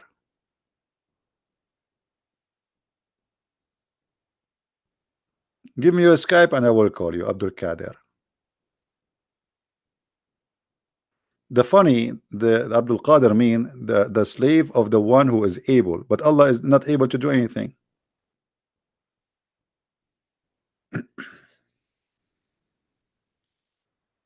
Do I dare to debate you in 2029? Can we make it 2029 in one day? Because at that date you gave me, I think I will be taking a shower. I'm an Arab. I take like you know, that will be one century shower for me. I mean, you could not find a better date than 29. Wait, 29. 29 in one day, maybe you can do it. It's my shower day. I'm celebrating one century shower. What is this guy Abdul Qadir?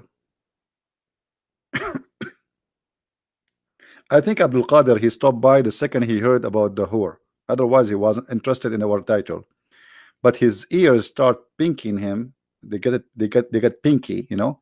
Oh, sorry, not pinky. Kinky. They start getting kinky the second he heard the word whore. They can feel it, man. They can feel it right away. Those whore are different. They are unique whore. So he was walking by. The title is not important, but then he heard whore. What? Whore? Did you say whore? No, I did not say whore. I said whore. So because of the word, he got by and he stopped here.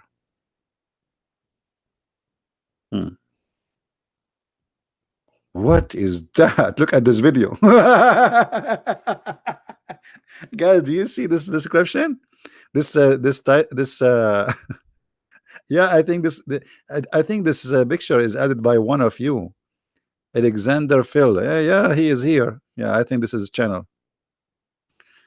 Yeah, look at this image, man.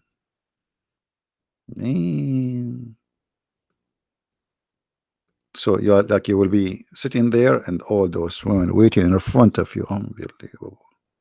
I cannot wait. I want to go and join Mujahideen.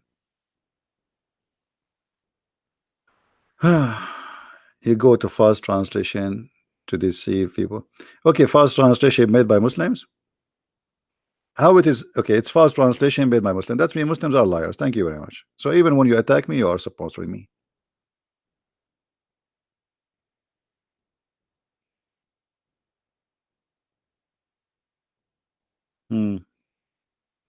Muslims, they have fast translation.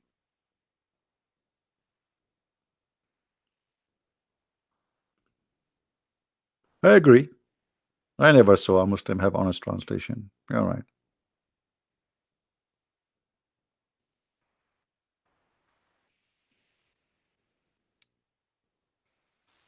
No, I think this guy maybe is just joking. I think Abdul Qadir is a female, not a male. Most of the Muslim women who come to the chat, they use a male name. They text me in Skype and it's end to be a female.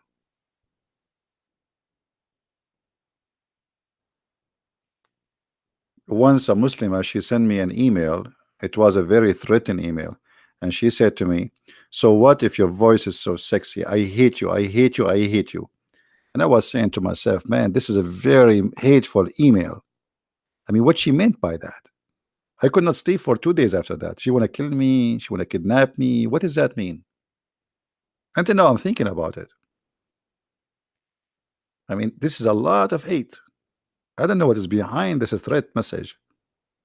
So I think Abdul Qadir is the same. Abdul Qadir, do you dare to call me in Skype?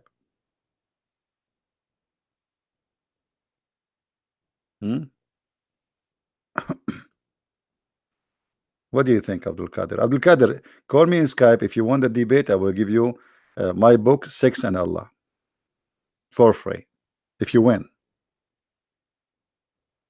What do you think?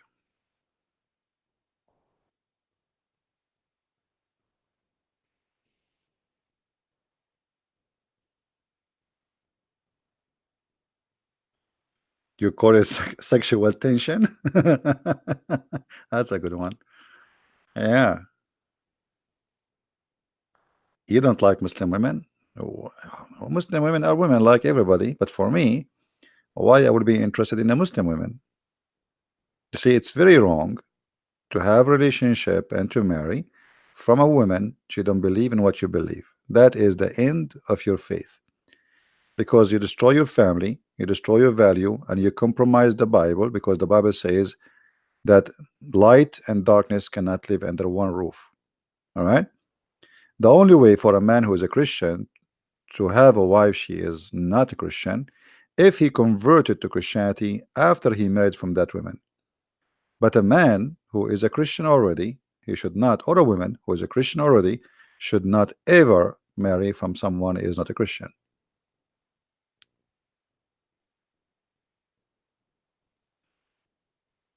And why you marry someone not a Christian? I mean, there's millions of women there, they are good. There's millions of men, they are Christian. Go. You cannot find somebody. Your kids will be divided. You teach him that Jesus is God. He says Jesus is no one. You teach them that the Bible is good. He says no, the Bible is corrupt. It's evil. So why you want to do that to your family? It's stupid of you. And then mostly marrying a non-believer, he will corrupt you too. Why you want to do that?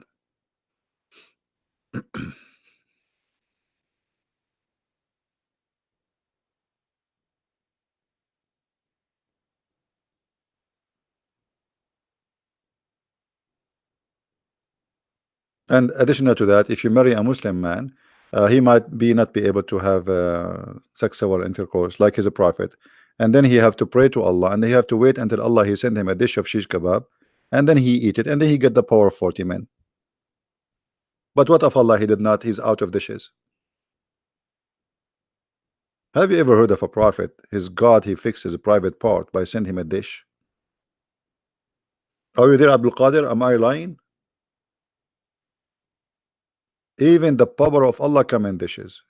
Even not only that, Muhammad he said that the angel Jibril came down and he installed a dish of faith and dish of wisdom. So look, we have sexual ability in dish, we have faith in dish, we have wisdom in dish. Even wisdom come in dishes. By the way, this is why I'm wise. Every day before I open my broadcast, I eat one of the dish of Allah. I have a lot of them.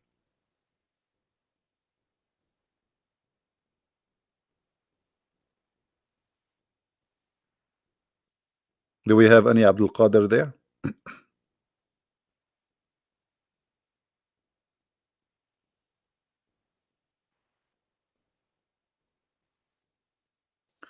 Muhammad said after 40 days semen gets into womb.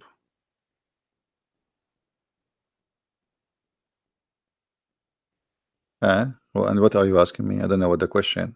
I mean, semen, they live only for 5 days. Muhammad he says 40 or 50, they are not sure. Muhammad was almost close. You see, if Muhammad he says 5 days, the Muslim they will make a movie about this. But because Muhammad he says 50 days, man, we wish we took a zero.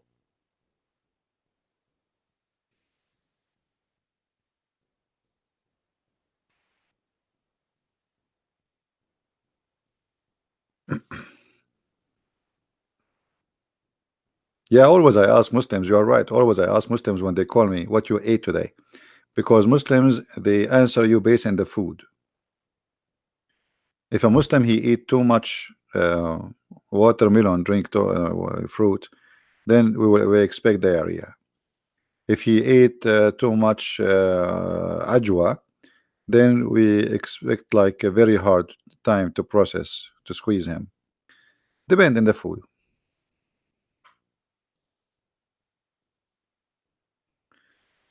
Angela, you want to meet me one day? Why one day? I mean, what kind of meeting this meeting? One day? Why we don't make it 2 day? What kind of invitation this one? So let me guess. So you want to invite me to have, let us say, coffee with you one day. I look in the weeks, I could not find any of them. It's called one day, which means you don't want to see me. If you are serious, you will say Sunday, you will say Saturday, you will say Tuesday. But look what you choose. You choose one day. I mean, come on, you want to trick me? You think because I'm an Arab you can do that to me? You cannot. All of you want to invite me to your country one day. That's mean it will never happen. Name a day, make it Saturday, 10, what one day? Isn't it enough we have one Allah? One Allah, we cannot see him. One day we will not see him too. Do we have any Abdul?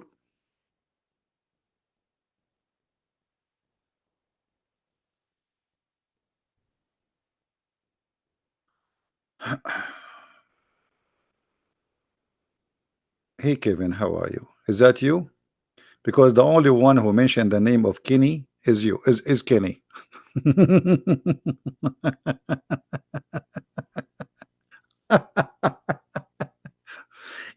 When somebody he tried to get attention, so what he do? He change his name and he came Christian Prince. If you are a brave, call this guy. But you are the guy. You want to bet? You want to bet? You are a potato seeking attention. Potato kid. Let your dad call me. Or your mom. It's okay. At least somebody mature.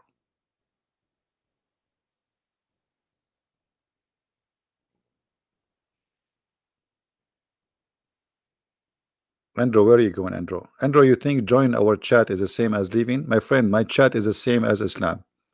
You get in, you are welcome. You leave, we send you to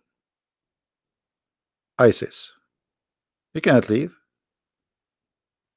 My chat is the same as Islam. One way. That is why we grow. This is the only way to grow. You get in, you cannot get out.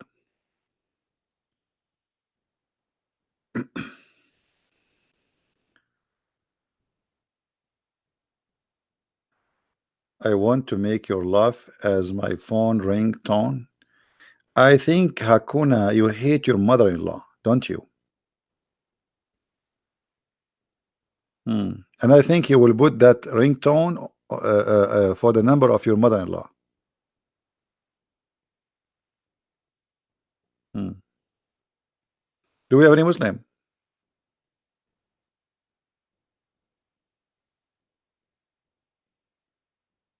Anyone? Any two?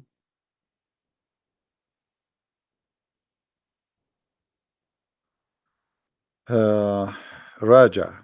How are you, Raja? I am your fan since 3 weeks ago. And let us share the comments here so people can see. And where did the comment? It jump. Where Raja is gone? We cannot find Raja. Hold on.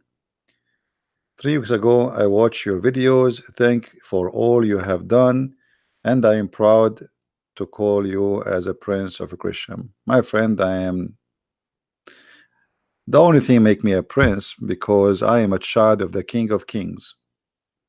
Humbly, I am no one, but thank you anyway. All right. There is a movie, by the way. It's an old movie. My name is No One. Watch it. It's a comedy.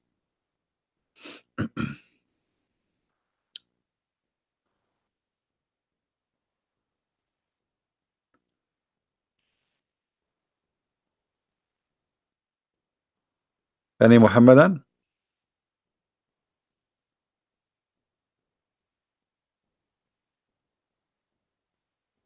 Thank you, guys. Thank you.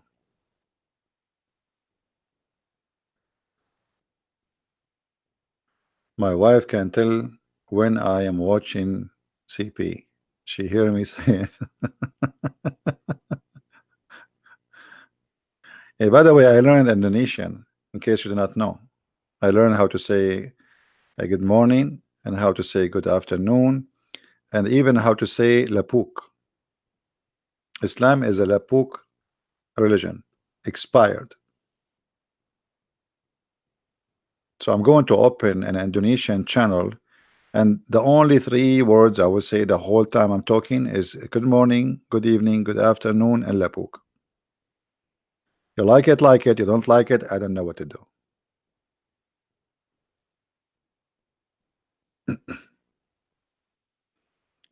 Lapuk, see, here we go. Let me teach you Indonesian now. This is the benefit of learning.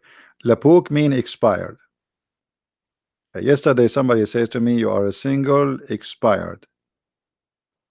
And I think he was saying I'm like Allah, because Allah is single and he's expired.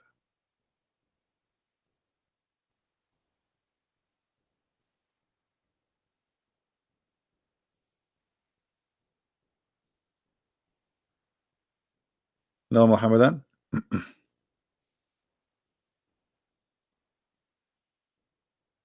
Yeah, Bojang Lapuk. Bojang Lapuk. Single expire. I don't know, what does that mean? Seriously, I mean, what how how single can be expired? What does that mean? What? So if you are a single, you are expired? What? How you make the in Indonesia, you read it from left to right or from right to left?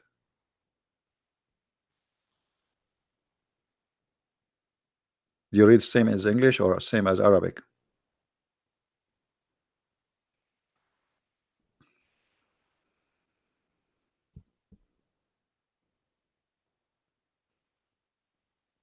Left to right? Ah, okay.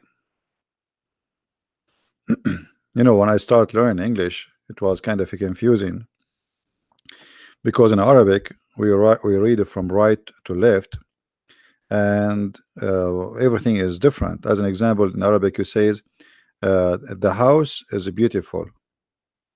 You know, in English, you say beautiful the house. You know, uh, it's totally different. Everything is the opposite.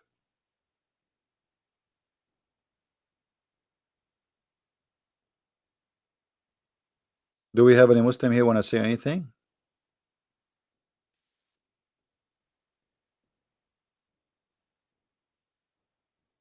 And by the way, I think we say, uh, I think in English you say like a beautiful women for security, because the woman will is listening, and now by saying a beautiful, she put her nails back. Like the nails are ready. So by saying the word beautiful, she relax. Then you say women, she relax more. If you say women and then there's nothing, we do not know what is going to be next, her nails will be ready. So I think the purpose was security issue. I'm just trying to think about the logic of the language. And this is why Muhammad, he always was using security language.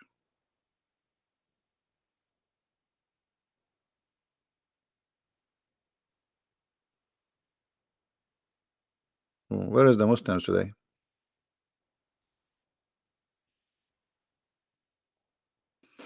Hmm? Nobody.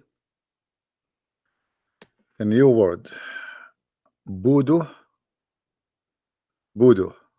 Voodoo, which means stupid. Voodoo. I will need this one. Voodoo. What do you mean voodoo is stupid?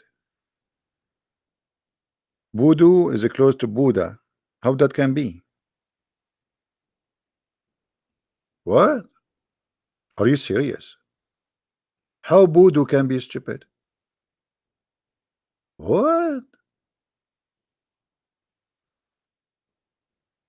Man. Voodoo? And now I know where doo-doo is coming from.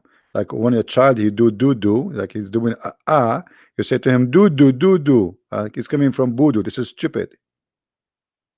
Okay. Voodoo. There's a there's an English song. It's called Voodoo Me, Voodoo. Like what? Voodoo me, Voodoo. Voodoo, voodoo. Uh, So we can change this word in the Quran. You remember this the chapter where speaking about supposedly the father of Abraham. So Abraham, he said to his father Azar. So we should take Azar and we say voodoo, because Azar mean foolish. No, not voodoo. Say Jason, he have a heavy ears. Jason, change your headset, man. I just bought a headset from Amazon for $10. $10, brother. I'm going to return them because there's no sound is coming and nothing is working.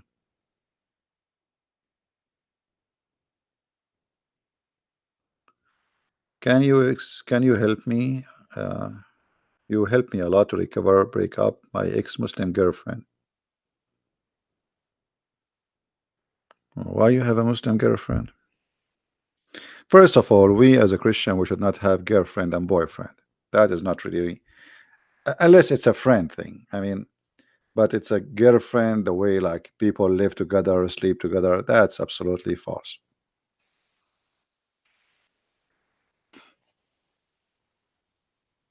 And relationship in such a way, girlfriend and boyfriend, you see, if you have a good intention, life always is about the intention of what you want. So if your intention is just to have fun and to sleep around, eh, I mean, at the end you are the one is losing. You might think you are winning, you're having fun, but at the end you are losing, because by time you will lose your ability to love any human being. You will not find a real love, because you abuse your feeling and you give yourself, your body, to many women. Same for the women. When the woman, she sleep with many men, then in her memory she have many men already. So what love mean? It doesn't make any. He's just a new guy. There's like just one more. So being truthful with one person, it have a reason. It's always, for your best, for your healthy life, even your physical health, because there is there's sexual diseases. Those relationships bring a lot of problems. Being with one person, being decent, truthful, and loving, that is the most healthy life you can have. But a person who sleep around, today I have a girlfriend, tomorrow I have a new girlfriend, and in the future, if you try to find someone you want to marry her, she will be just a new girlfriend.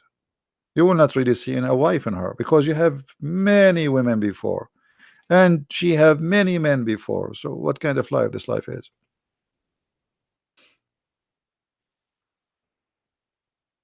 And then when you sleep with all the men who sleep with that woman before you, and she sleep with all the women who slept with you before her.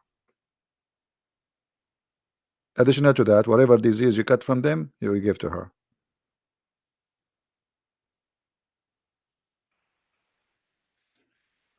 You see, there's birds. When their female die, they don't go to another female. They stay even until they die. Birds, they do that. Animals.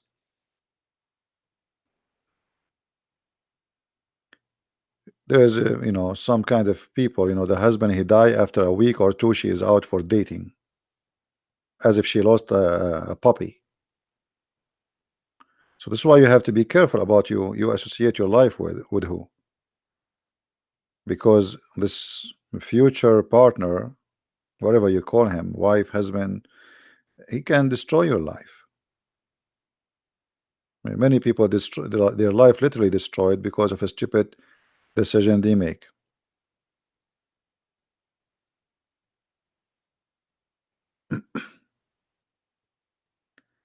Like be gone.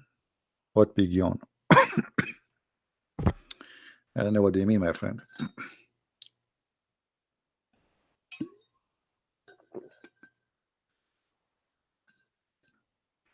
And by the way, boyfriend and girlfriend, this is an Islamic thing. This is not have nothing to do with Christianity. This is something spread. People lost their shame, and they start sleeping around. And not only that, and then and the liberals, who they hate Christianity, they start promoting that the one who don't sleep around, she's a bad girl, she is stupid. It's embarrassing. Like she is 24, 25, or even 30, but she is still virgin. That is for them, it's a shame. They make fun of you. They will bully you. So ugly became right, wrong became right, right became wrong. But at the end of the day, the truth is not what they say to you.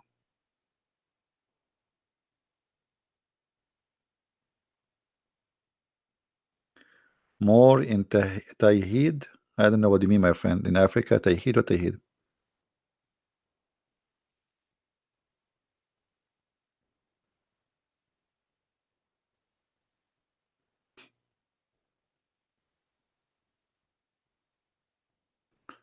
Everything you do in relationship with somebody have to have attention, a good attention, to marry that person. Let us say you want to talk to a woman to know her, and sometime you might find a woman, she is good, but there is something push you away from her. But still, in the beginning, even if you try to talk, it should be a good intention. Sometimes men is hesitating. Is that woman, she is good for me? Maybe she is not. I'm not sure. You need to take your time, but don't run into decision which can cost you heavily later. Take your time, be sure, because we as a Christian, we should not get married and divorce, get married and divorce, the same as the Muslim do. Because Muslim, they don't have marriage, they have boyfriend Sex contract.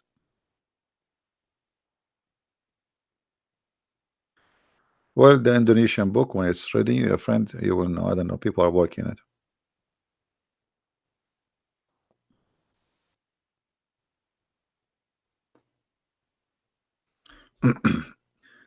A Muslim, his name is Al Mahdi. He is asking me to explain verses from him, so he will convert to Christianity. My friend, if you convert to Christianity, I will laugh at who. So it's not for my benefit to convert to Christianity. Why you want to convert to Christianity? Stay as Mohammedan, who believe that God will give you endless penis. What's wrong with you? Why you wanna? What's wrong? So you want me to explain for you a verses in the Bible so you convert to Christianity? So what I would do after that? Huh? I'm going to import buy fools from eBay? Come on. Oh boy.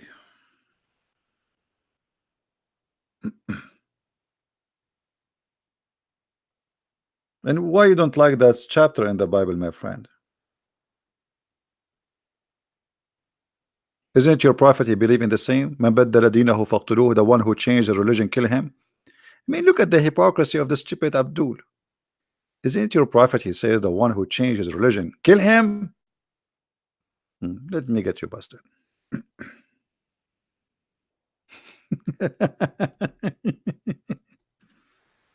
For the Jews, being a Jew is not only a religion, it is a citizenship. It is an identity. So when you leave them, you are betraying them. For a Muslim, why? This is your prophet. So if you are complaining about that verse in the Bible, as you claim, that means you are a hypocrite. But nothing new. You are a Muslim. Have you ever seen a Muslim not a hypocrite? I explained it to you. I just did. I just explained it to you. The Jews, in their book, the one who betrayed them should be killed. Your prophet said, the one who leave his cult, the cult of Islam, he should be killed. It's in front of you. So what is your complaint? I'm not sure. Are you saying this is wrong? Are you saying that the one who leave his religion and the one who says kill him, he is a filthy man? Say it. Say it. Be a man. Oh, there's no screen, sorry. No screen. Hold on. Here we go. Say it, Abdul. Exactly what it says in that verse in the Bible. You don't like it. It says in front of you. The Jews, they say the one who betray us, the one from you who leave us, who join and worship other God, kill him. So what's your complaint? Your prophet said the same. Are you man enough to say the one who says that? The Bible difference, the basic difference in the Bible, Quran, the Bible says to slaughter mother and father if they ask to worship other. Whoever killed you, let me show you how stupid what you just said. The Quran say that Muhammad says whoever changed his religion, kill him, even if it's a child. Whoever, women, men, child, whoever changed religion, kill him. It's in front of you. I mean, you are just a stupid kid. You don't know what are you talking about, guys. Does it say who is ever? Does it say whoever changed? Potato. Too much hummus, diarrhea. Yuck. Whoever change his religion, kill him. Man, women, child, whoever. Read it. Do you see it? I just answer within screen. And why you don't call me Mahdi? Why you don't call me? Do you like to call me? Aren't you the guy from Nigeria? So we can laugh. Call me so we can laugh. I want you to say that the one who say that is an evil person. Your prophet says whoever. And not only that, I can show you your prophet ordering to kill women and children. And not only that, I can show it to you from the Quran. And not only that, I will spank you until your bum become red as never before. Do you dare to call me? I think now you have a real reason to call me, because I just said to you I will spank you. And you know how exciting that for you. I know who you are. You like spanking. So be honest. Do you want to call me so you can get your daily spank? Mahdi? Hello? Don't you want to have your daily spank? I have a lot of spanking for you. You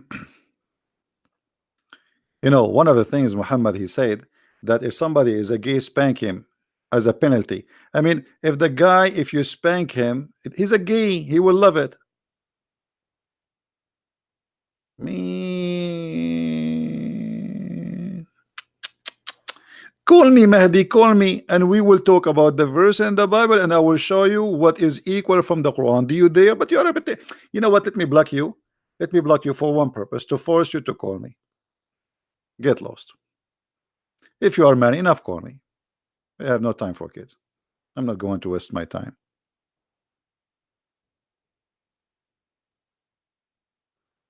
Potatoes. Your prophet was dying, kissing the shoes of the Jews to be accepted as a Jew, and he accept everything. And not only that, your prophet, he took an oath in the Bible you don't like, and he says, I believe in thee and the one who sent thee. So your prophet do not know what is written in this book? Huh? Do your prophet know what is written in this book, or he is a coward like you? Here we go. This is your prophet saying to the Jews, Allah Messenger said, he said, and he said, bring the Torah. Bring what? The Torah. Do you remember the book? The Torah. This is the book you are talking about. It was then brought. He then withdraw the cushion from beneath of him and place on the Torah, saying, I believe in thee and in him who revealed thee. So you stupid coward, you are making fun of the Torah. You're a prophet. Take an oath in the Torah. So who is the donkey here?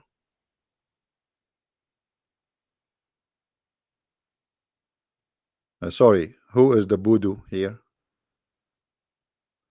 Boody boody boo, Scooby Scooby Doo. You see, when they say to you the Torah, the Torah, the Torah, okay, how the Torah is ugly, and your prophet is swear by the Torah, and he treats with a lot of respect, and he say, I believe in thee and the one who sent thee.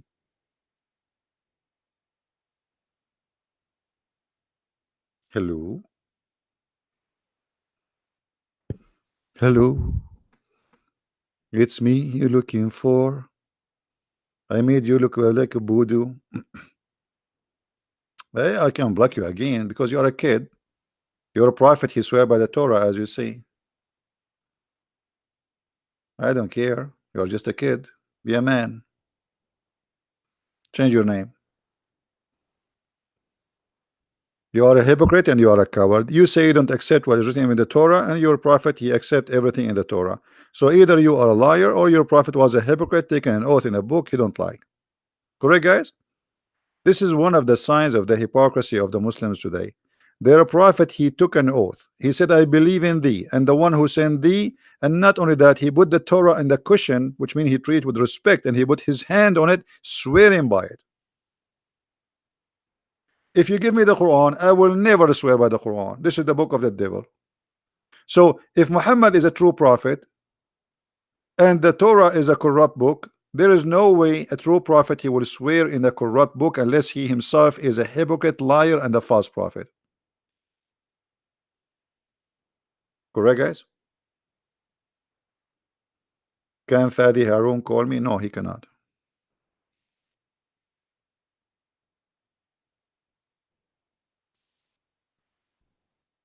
What? Fadi will leave Islam? Why he wanna call me? There's no need to talk to me.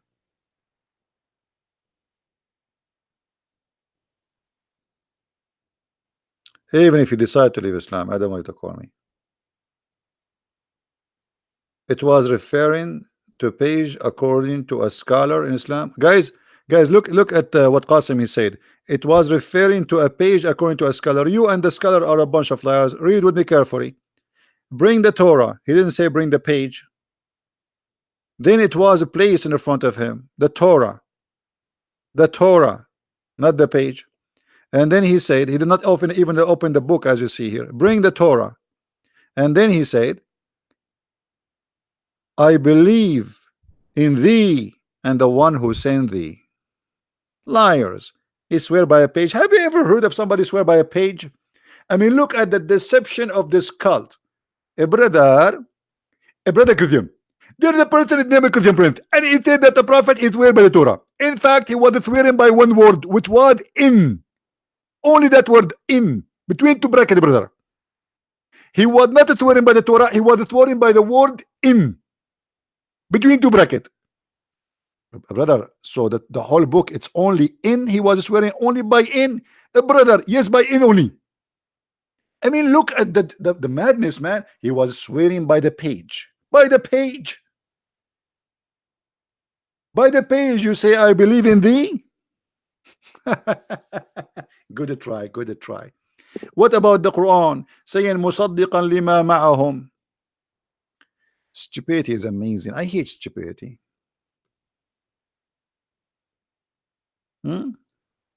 I hate stupidity. Stupidity is the disease of this world today. Read carefully, Abdul. Abdul, yeah, Abdul. Which translation you like, Abdul? Let us give you kinky translation. All Muslim translation are kinky anyway. And when where there come to them, the Jews, a book, this Quran, from Allah, confirming what is with them. What is what? With them. So your scholar told you, he swear by the page, brother. By the page, brother. Only by that page, brother. Brother, I heard he was swearing by the number of that page, not the page. The page of that, the number of that page was number 12, brother. He was swearing by number 12. Low IQ. Hello, little tiny. You have that. You people. You have an IQ of a chicken. And you think when you say bak, bak, bak, bak, bak, bak, bak, bak, bak, bak, you convince us. Just make a loud sound, right?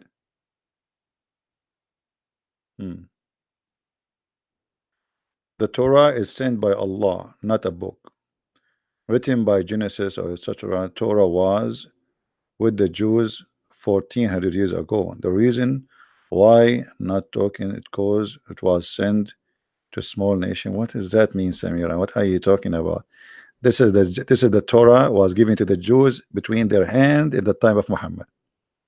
So stop fooling yourself. And the verses of stoning to death, it's still in the Torah, and it does not exist in your book. Why? Because a goat ate your book. See, you say that the Torah is corrupt. Here we go. We can show you the verses for stoning to death in the Torah, but in your book it's gone. What happened? A goat ate your Quran. Who said that? Aisha. Who was the witness? Aisha. Who else? The goat. So in our book, everything is still there.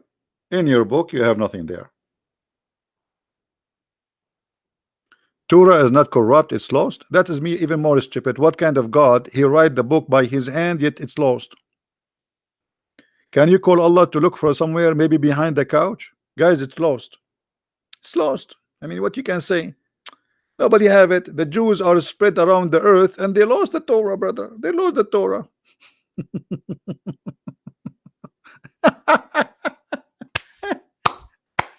Brother, they lost the Torah, brother. It's you who lost the Quran. You don't have the Quran of Muhammad. Where is the Quran of Muhammad?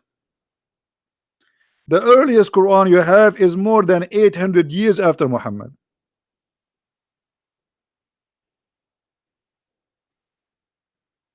Where is the Quran?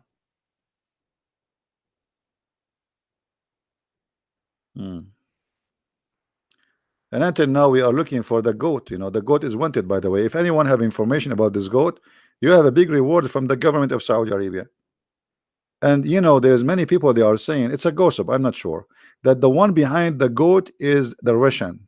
The same what they did in the election in America. The Democrat, they suspect that the goat was sent by the Russian. You know, the Russian hackers. Allah used to transmit the Quran to Hafs. Hafs is a fraud. Hafs is 200 years after Muhammad, and the Muslim Sunni, they say he is a fraud. So you got your Quran from a fraud. Secondly, what kind of God he is waiting for Hafs to bring you the Quran? Where is it? Where is the Quran of Muhammad? Number three, your God said that inna alayna jam'uhu wa qur'anuhu. It is on us to collect the Quran, not to Hafs, who came more than 200 years after Muhammad. Isn't it Allah who promised that he is the one who will collect the Quran? Did Allah collect the Quran?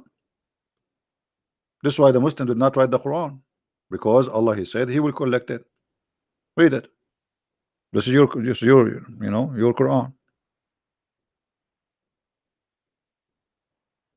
You see it? It is for us to collect it and to give it to Muhammad.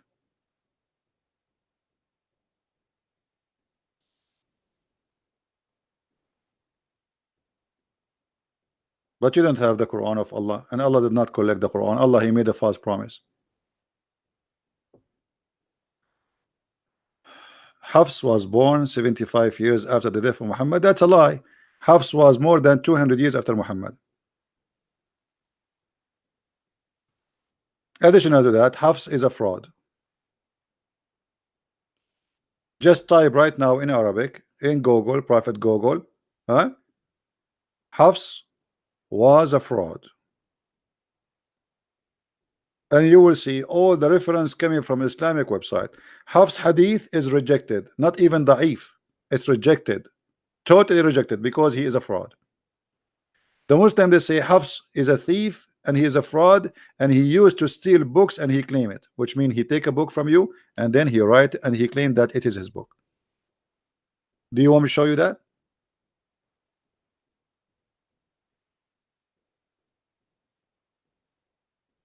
Do you want me to show you that? And Hafs, he took the Quran from his stepfather. Who is a stepfather? Asim. Asim was a fraud too. Do you want me to show you the reference? Okay, Samira, what about you give me the reference that Hafs was born 75 years after Muhammad? What do you think, guys? Let us see that, so we can laugh together. You said 70 or 75? Okay, show me 75. Show us the 75. Did Muhammad have children? No, he never had children, not even girls. Muslim Shia, they believe only the only child he have is Fatima, but even Fatima, she is not his child.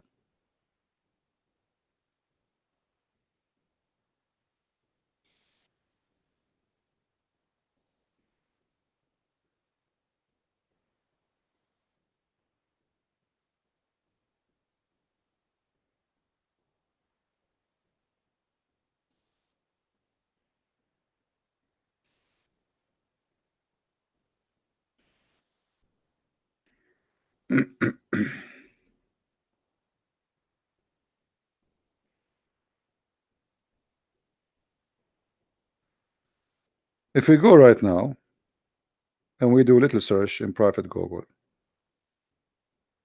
let us do that.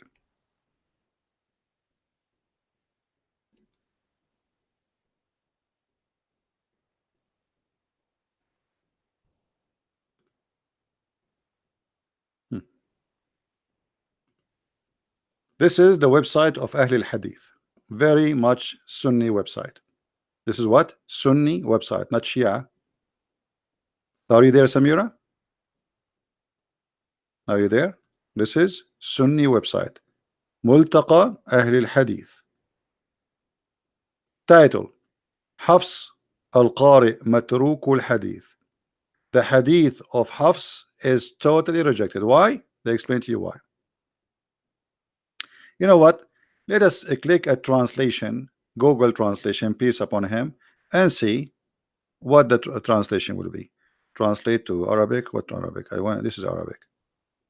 Option translate to English. Arabic to English. Where is English? English. Here we go. Read with me, Saudi Samira.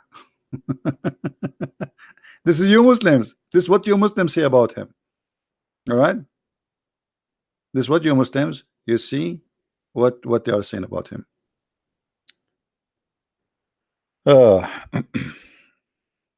Yeah, for sure, translation of Google is not good, but you know, he fabricate hadith, he lie about hadith, in the authority of Ibn etc. Blah blah blah blah. He said from his father. Okay. I mean, the translation is really horrible. Let us see. Al-Bukhari said about Hafs, leave him. Al-Bukhari, what Al-Bukhari? Al-Bukhari said about Hafs, leave him. What does that mean? Matruk, which means rejected, garbage. Al-Bukhari said that about Hafs. Because he's a liar. Even you Muslims are weird. You reject his hadith and you accept his Quran. Continue. Translation here is weird, man. He write his speech. He's a liar. He fabricate his speech. Al-Baghdadi, he says, do not write his speech, which means don't accept his words. Narrated from blah blah blah blah blah blah blah blah blah blah blah. It says it is weak to talk. You know, like his hadith is always weak. And actually, this is not correct translation. Again, it doesn't say even weak. And he said he should not write his hadith. I should not write his hadith. Why? Because he's a liar. And I said, what is the case of the letter? Okay, look at this, guys. And was taking people book and copies. Here they were saying he's a fraud. Hafsu ibn Sulaiman, he used to steal people books and he copy from them and he claim it to his own. So he will take a book from a Christian prince, he will borrow it, and then he will publish it under his name. Do you see it? This is the stupid Google translation.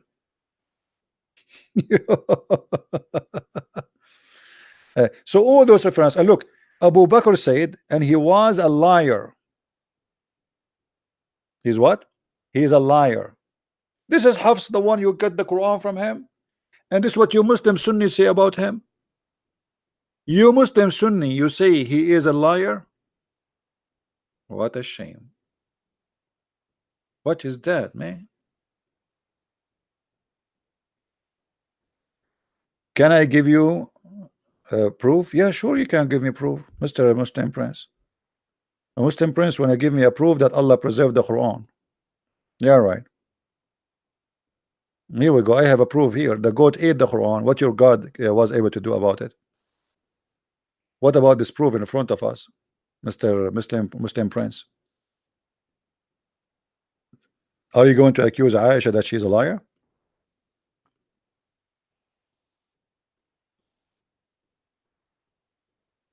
Is that Aisha saying that the goat ate the Quran? Okay, show me the verses of a breastfeeding for adult 10 times.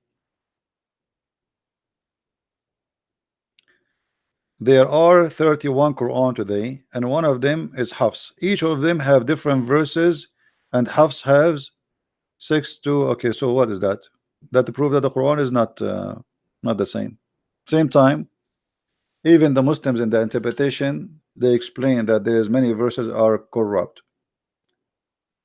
In the top of the Shia, at the top of that, all the Shia agree that the Quran today is not the Quran of Muhammad.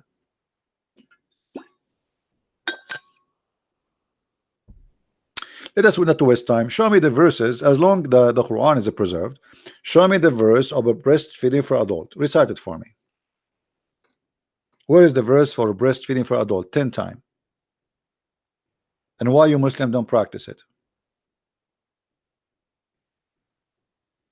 Any Muslim want to call me and recite the verse of 10 times breastfeeding? I like breastfeeding, by the way. I'm hungry. I did not eat, actually.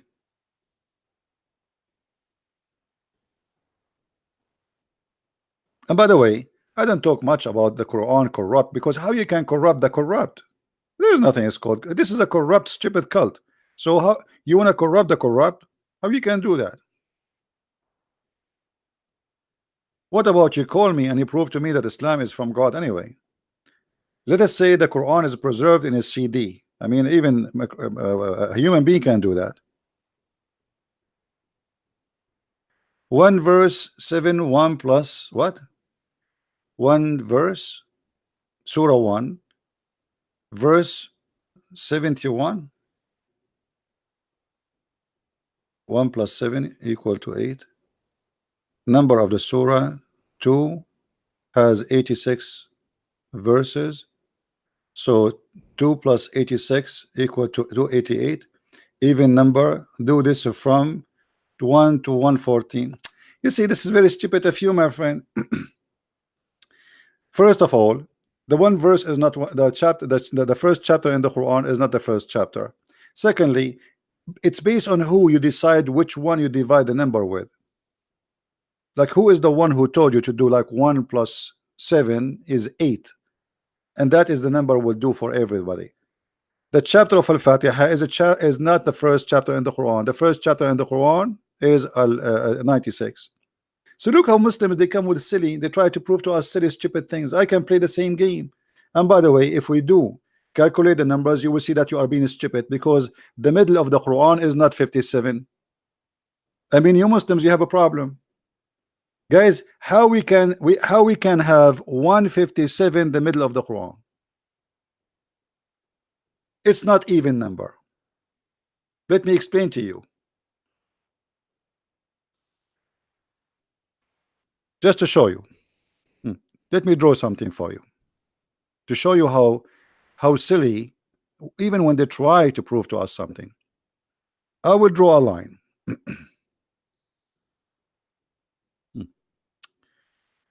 Okay. So if we draw a line here, and we say this is number 1, and this is number 114. Let's make it 1 to 10 first. 1 to 10, just to explain to you.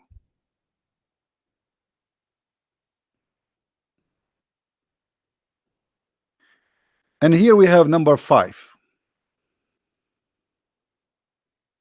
5 is not the middle. 5 itself is not the middle. Why? Because the number next to it is 5 too. To make it simple for you, if we start counting from here, 1, 2, 3, 4, 5, 6, 7, 8, 9, 10. However, in the other side we have the same numbers. So the middle is going to be between, not on 5. And we are talking about what? 114. 57 is the middle. That is impossible. Are you guys getting my point? To make it more simple, hold on, because some people maybe they are slow. If we have 10 cars, we have 10 cars. Let us make 10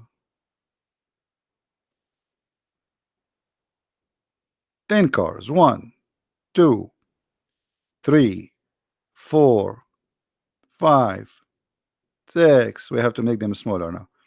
7, 8, 9, 10. And let us say all of them, they are equal in size. So what is the middle?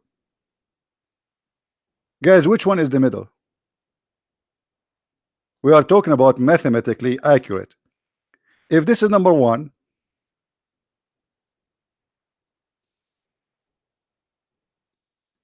this is 1. Hold on. This is 2. This is 3. This is 4. This is 5. So is 5 really the middle? It's not. Because now, based on this, we have 2 middle. The other one is 5 too. Let us go. This is 1. This is 2. This is 2. This is 3. Hold on. This is 3. This is 4.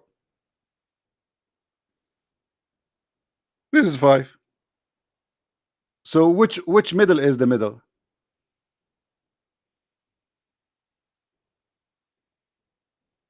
Guys, you understand? How this can be the middle? We have 2 5. Which one of them is the middle?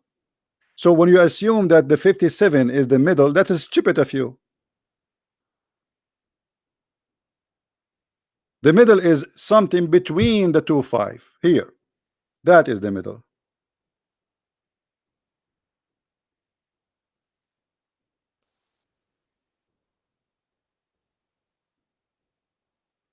Here. That is the middle. This one is not the middle, and this one is not the middle.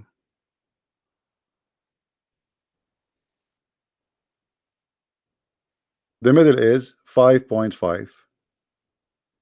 To be the middle, which means the number have to be 11. To have accurate middle, we have to have the number 11. Thank you. So in the Quran is the same.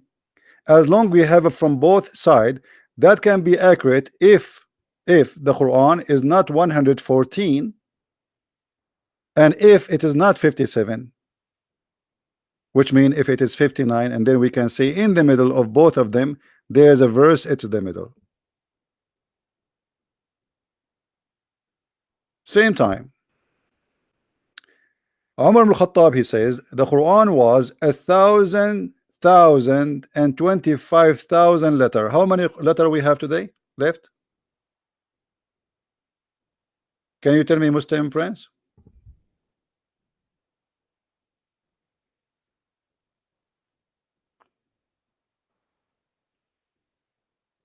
All those miracles, numbers, and the Quran is false. And by the way, did you add the chapter of a breastfeeding for adult which is missing, eaten by the goat, or you took it off? Who is the one who took that verse off? So are you saying to me the goat made them equal because the goat ate the verse? Correct, guys? Okay, if the goat did not eat this verse, are we going to have the same numbers working for you? The goat not only ate one verse, she ate verses. Read. So the one who made the miracle according to you is the goat. The goat ate perfect in the middle, maybe. The goat, she was licking the top of the ice cream until she make it in one level you like, so you can make a number with it. Silly religion. Trying to find a proof about Islam by numbers, but that will not work. What about your prophet saying the sperm stay inside the woman for 50 days? What about this number miracle?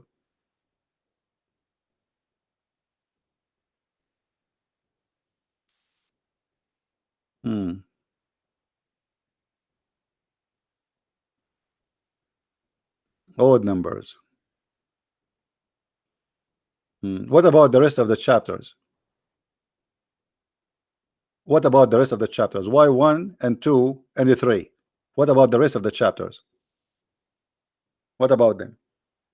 Secondly, when you say, as I said, when you say chapter number 1, why you choose chapter number 1 as you have it today in the Quran, which is the Quran of Uthman, not the chapter number 1 which was given to Muhammad after he been squeezed, which is the chapter of Al-Alaq?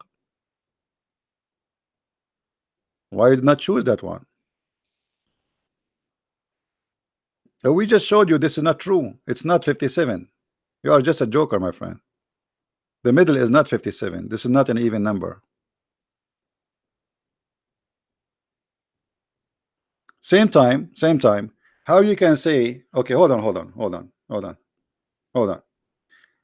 According, can you give us a link? Let me search for it. just for a laugh.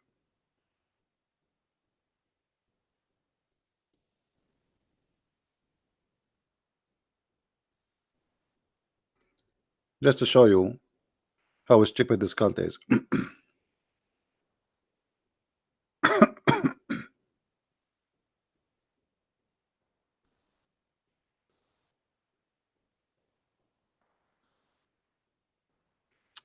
This is the miracle, right?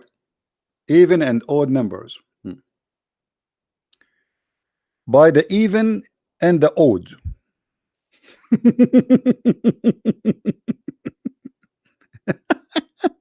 Allah swear by the even and the odd. Okay, as you see, the third verse of 89th surah in the Quran draws attention to the even and the odd numbers. The word wa in the Quran is used to emphasize the word that succeeded, okay, when it was used in the beginning of the sentence. We translated the word wa as by. Let me show you here how we get them busted right away. Guys, does it say here that the word, the letter wa is word? If you go right now and I show you in the Muslim website how they calculated the number 19, you will see they don't even calculate the letter wa. They did not calculate it as a letter, they don't calculate it as a word. Here suddenly it became a word, just to make numbers work. Do you see it? Hypocrite, liars. Then it says in the figure example, the surah of etc. chapter 1 7, the one sub set surah and 7, and the surah of the cow 286 and 2 surah 86 286 verses. In the table below we got number 8. Since the number 8 is even number, we write it in the place reserved for even numbers, and we added a 3. Why you are adding 3? I mean, who is the one who come with this calculation to add a 3? Trinity? And 200. Why you 200? Why 3 and 200? You see, those games we can play as much as we want, so we can come with the calculation and sweet us. Who is the one who told you to add a 3 and 200? How you can add them and why? So is an even number, brother. We write it on the place reserved for even numbers, and we added a 3 and 200, the surah number and the number of the verse of the surah, the family of Amran. Okay, why you choose this one? Why you choose this one exactly? And then we got the number 203. As this number is an odd number, we will write it in the place their odd number, and we will do the same operation for all other surahs and verses of the Quran, as we will see in the table below. So look what they did. We try our best to come with the calculation, and we choose numbers to make and divide, and we add as we wish. This is something can be done to anything to fabricate a calculation. So did your God Allah says to you add number 3 and 200, and then we make it 203? Where do you get this from? So you have to add numbers to fabricate a calculation to make it look like a miracle.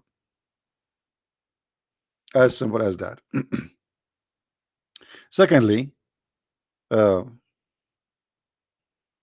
Quran we have today is not what Muhammad he gave you. This is the Quran of Uthman. So if the calculation fit with the Quran of Uthman, according to you, that's mean Uthman is God, because Uthman is the one who made it for you. Very desperate, trying to find a miracle. Very desperate. The total surah number in the Quran is 6,555. Okay, the total, guys, remember carefully, the total surah numbers of the Quran is 6,555. I want to go there. I hope they are counting the words. If there's a place for the words, where is the words? We can show the formality of having such a table containing 114 surahs and 6,236 verses as below. Okay. Does it say anywhere how many words?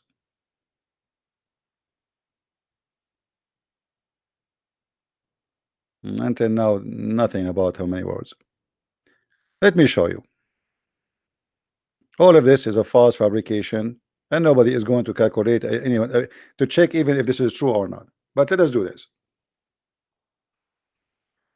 Was Umar al-Khattab a liar when he says the Quran was 1,025,000 letter?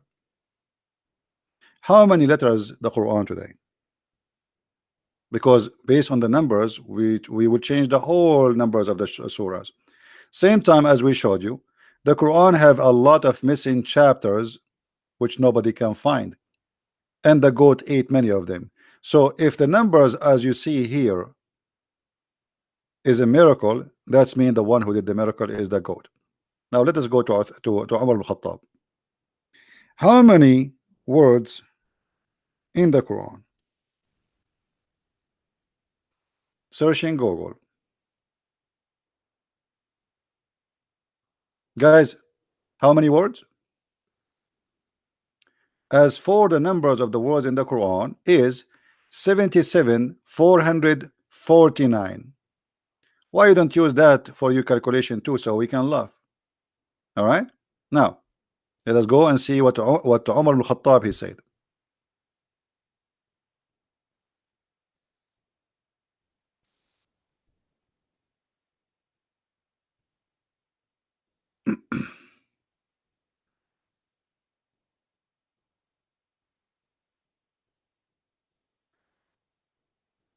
And this is, remember, this is Umar al-Khattab, not anyone. This is not Shia. This is not, you know.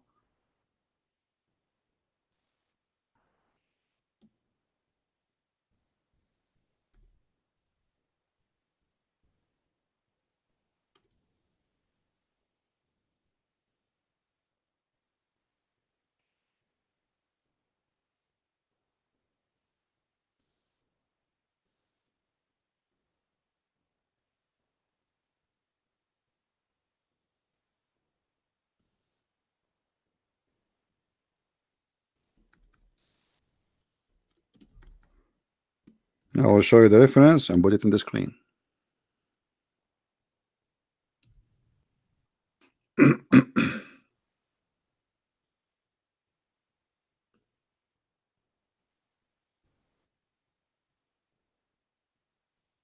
Why you don't call me Prince, so we can read for us, just for fun, you know.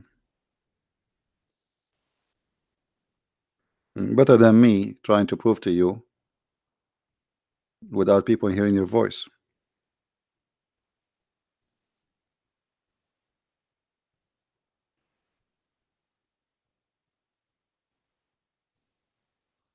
All right.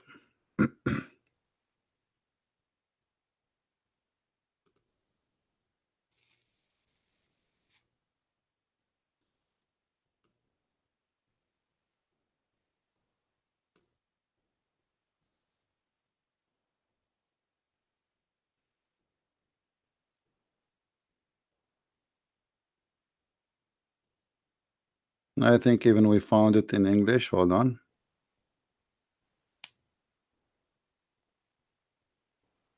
All right.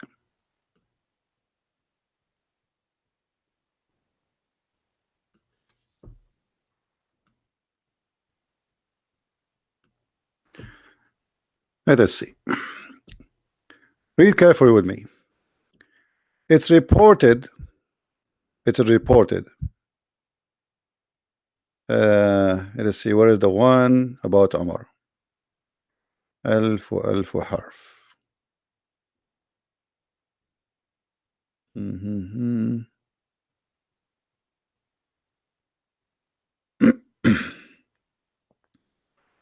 We chose this one supposedly to have English and Arabic. I hope.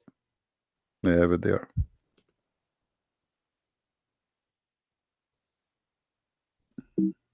Oops.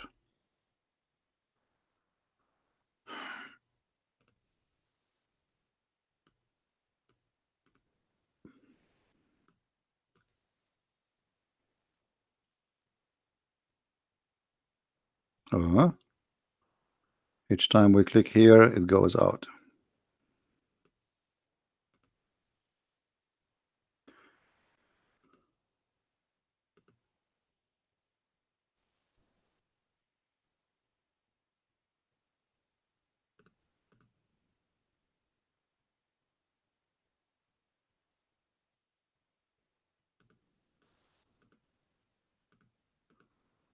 I'm just trying to find the reference.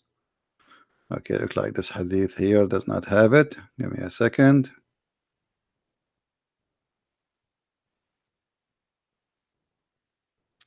All right.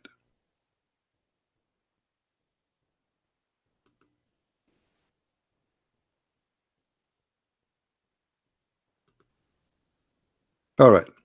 This is the book of Kanz al-Ummal. Al-Quran 1000 حرف و27 ألف حرف. In this hadith, it is 1,027,000 letter. And the one who read it, all right, Allah will give him for every letter a virgin to have sex with. Are you there, Muslim? Are you there? Let us translate the reference so people will see that we are not making things up.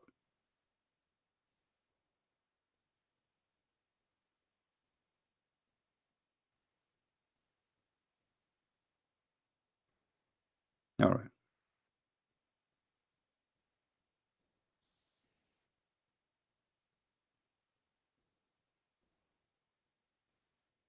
The Quran is 1,000 letter and 27,000 letter. And for the one who is patient and etc. reading it, Allah will give him for each letter a wife to F. Are you there, Muslim guy? Muslim Prince? So how you calculate for me a Quran which is 90% of it is missing? Because if we have 75,000 letter of the Quran today, but the Quran was more than 1,027,000 letter.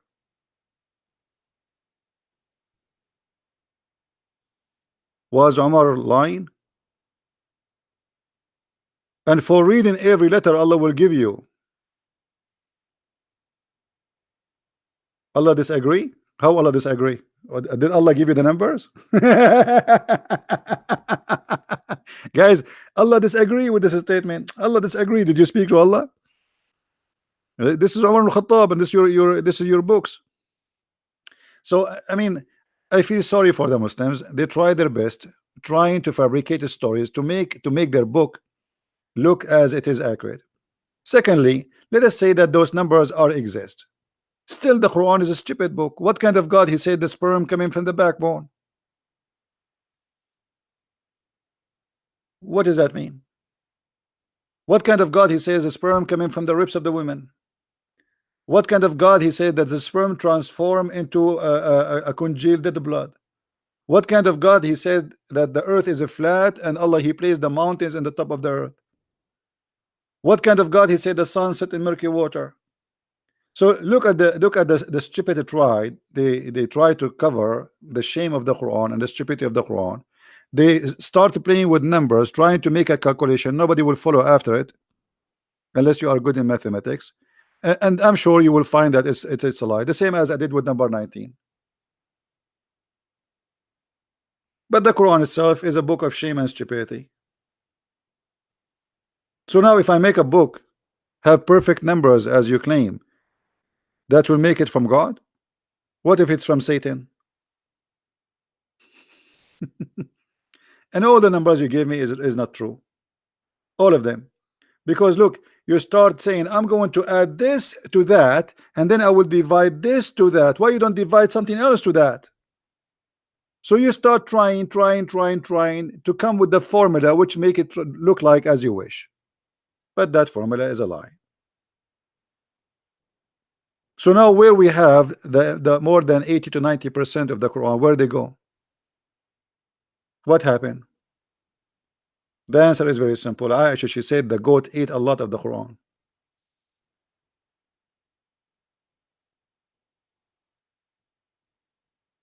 The same lies they say as the numbers of women in the Quran. The Quran says there is etc. women, etc. men. The Quran says etc. Death, etc. life. We calculate the numbers, we find all of them they lie.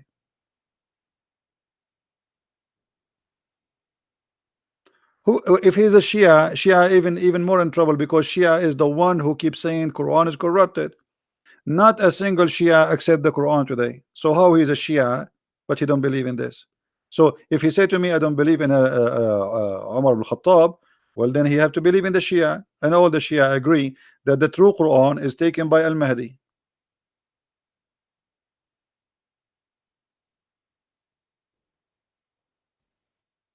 Are you a Shia Muslim, Prince? Muslim, are you a Shia? Say a Shia, and I will show you the corruption. I will show you all your books. All the Shia books agree that the Quran is corrupt. And not only that, I can show you tons of Shia videos explain why the Quran. Okay, you are a Sunni. So here we go. I showed you Sunni reference.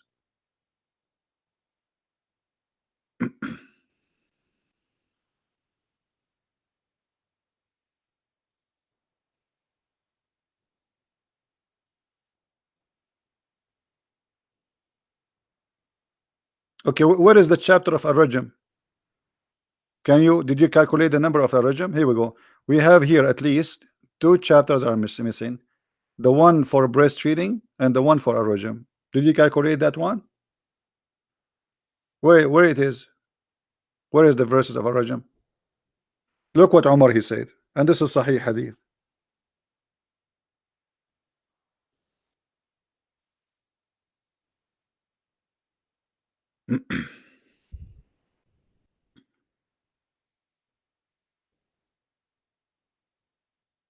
Do you see it? It's a surah in the Quran. Where we can find it? It's gone. What about Umar? What Umar said?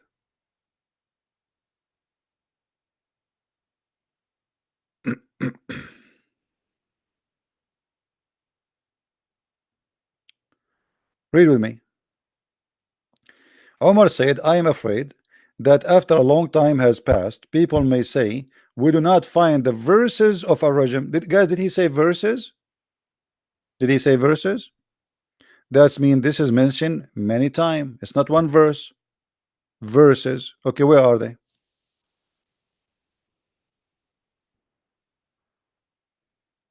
How you can make this funny calculation and there is missing verses according to you? And Umar is worried. Why he's worried? But we will not find it. Why will not find it? This is in the time of Umar. This is not 10 centuries after Muhammad. In the time of Umar, it is missing. What is missing? Verses.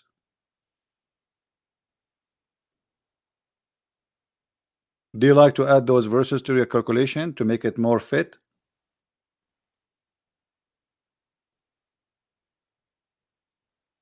Okay, guys, this is a proof that Allah is a false God, because if Allah he said he will preserve it, and then we find you Muslims saying a goat ate the Quran. Omar he says the Quran was more than 1,027,000 letter, and here he's saying there is verses is missing. That's mean Allah is a liar, because Allah he said he will preserve it, but he did not do anything. What Allah did? How Allah he preserve it? Allah he said inna alayna jam'uhu wa qur'anuhu. It is on us to collect the Quran and to recite the Quran. He did not recite the Quran, neither he collect the Quran. So Allah is a liar. From what you just said, you prove to us that Islam is a false cult. How Allah he says he will preserve it, and here we have verses are missing. Is that the book of the Jews? This is Sahih Bukhari.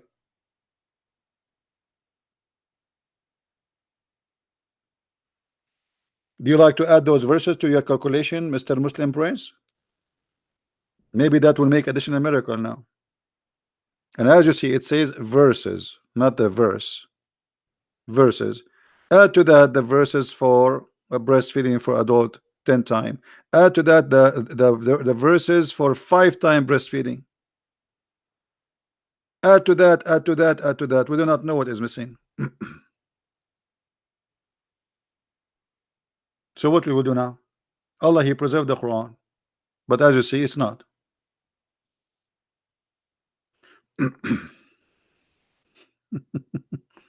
You are just a stupid idiot. You repeat the same thing. We got you busted already. And adding numbers to make a calculation, that's stupid to try even to.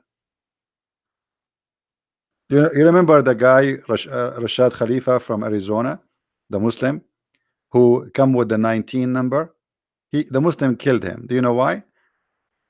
Because he took a lot of verses out of the Quran to make his calculation work, and actually his calculation is a lie. I get him busted in 2 seconds. Or what you say, I'm sure if I sit and I study the numbers you gave me, we will find that it's stupid. But anyway, number 57 is not in the middle of the Quran. It's not even.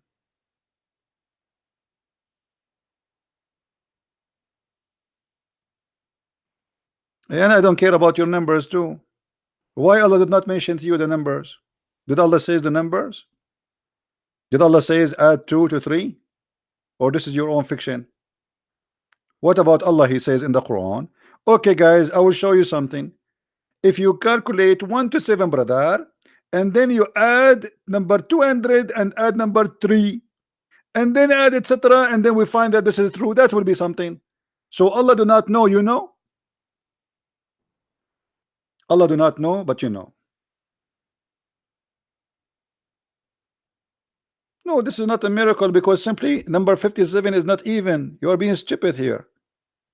To have an even number, it have to be 58, and the Quran have to have not 114, should have 115 surah. That will be even number. You are being stupid, because that will be the middle.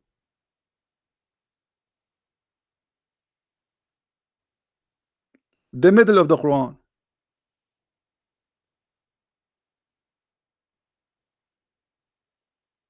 If you have the Quran as 115 chapter, that will make number 58 the middle.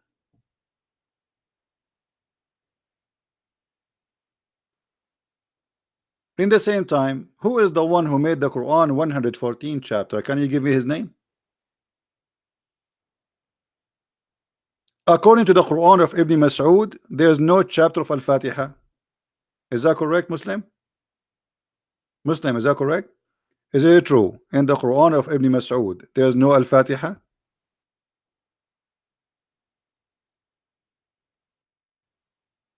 Which one you take? You take Hafs or Ibn Mas'ud? The whole Al-Fatiha in Ibn Mas'ud does not exist. All of it. The base of your calculation is 1 to 7 chapter of Al-Fatiha. In Ibn Mas'ud, that chapter does not exist. Totally is gone. What take Allah? Where is Allah? I mean, look at this idiot. Have you ever spoke to Allah? Have you ever see Allah saying this is the Quran? Actually, it's very clear that Al-Fatiha is not part of the Quran. Why? This is a prayer Muhammad was trying to copy Jesus. Read carefully. How this is can be Allah talking in the name of Allah? There is no way Allah will say in the name of Allah. This is a prayer Muhammad was trying to copy Jesus. He said to them, pray like this: Our Father art of heaven.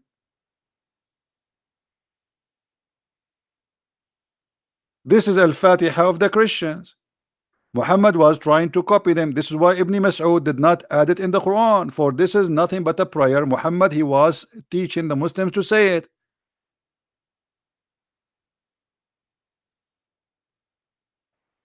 There is no way that God will say in the name of Allah. That's stupid. There's no way that God will say praise be to Allah. That will be stupid. There's no way that God will repeat himself twice, saying the beneficent, the most merciful, he again in verse number 3. There's no way it says Allah will say the honor of the and the resurrection day. There's no way Allah will say you alone we worship. Allah saying you alone we worship. This is a prayer made by Muhammad trying to resemble Our Father art of heaven, the prayer what Jesus taught us. The Christian, they have a prayer. The Jews, they have a prayer. Muhammad, he have to come with a prayer, and he made it. This is why it's not exist in the Quran.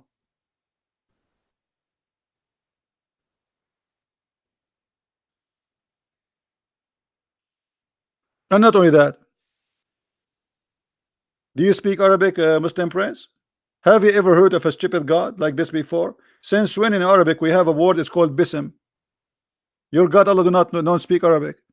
In Arabic we don't have bism, we have bism. Look what we have here. We have bism. Since when we have bism? What is that? It is bism. There's an alif here. Okay, isn't this a mistake? How the word bism become bism?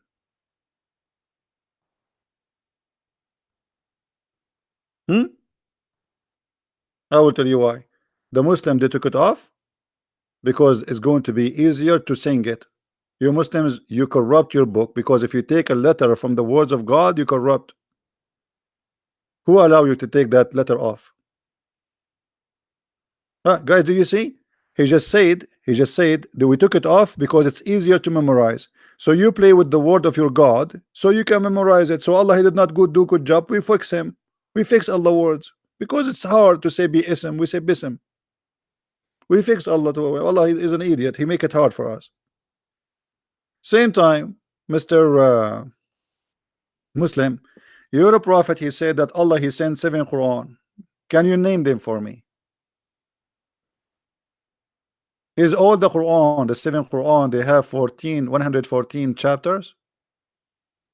No. And we gave you example Ibn Mas'ud. You have 113.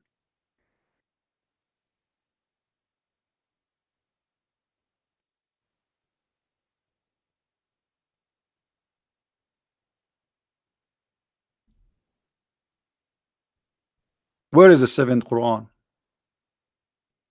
I want the 7th Quran. What happened to the 7th Quran? The Quran is preserved, right? Okay. Where are they?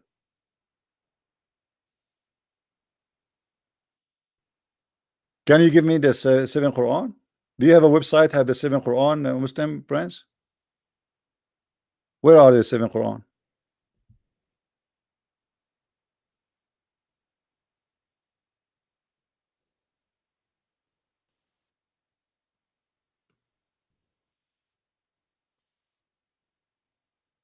Are you there? Isn't it Allah here preserve the Quran? Okay, we should have 7 Quran equal to each other. Where are they?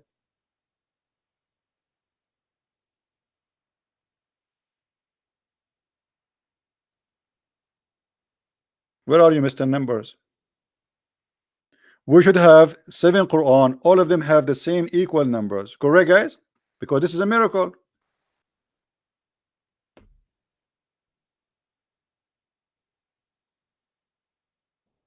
Look at this, guys.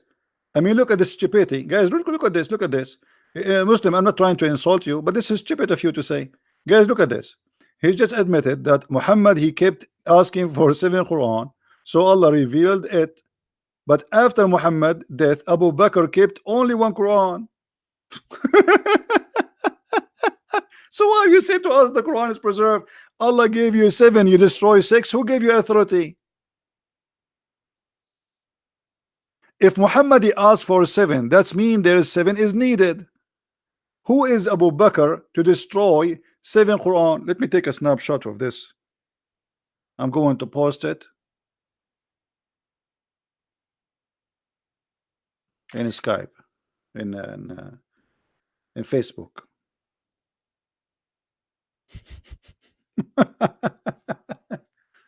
So you are looking after numbers, and you have 6 books are gone, and you have only 1 left. There's only 1 Quran. No, you just said Allah, he sent him 7 Quran. What do you mean there's only 1?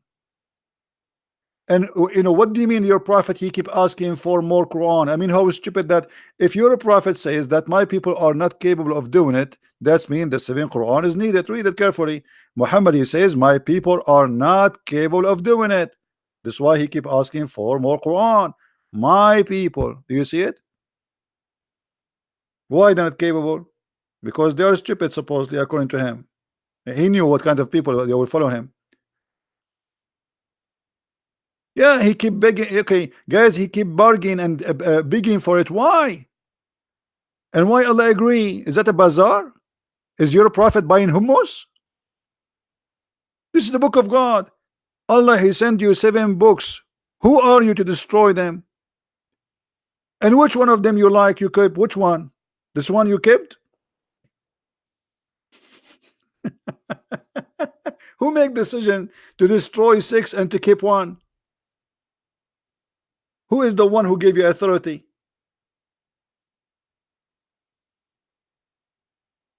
So you are busy with the numbers, which is false and stupid.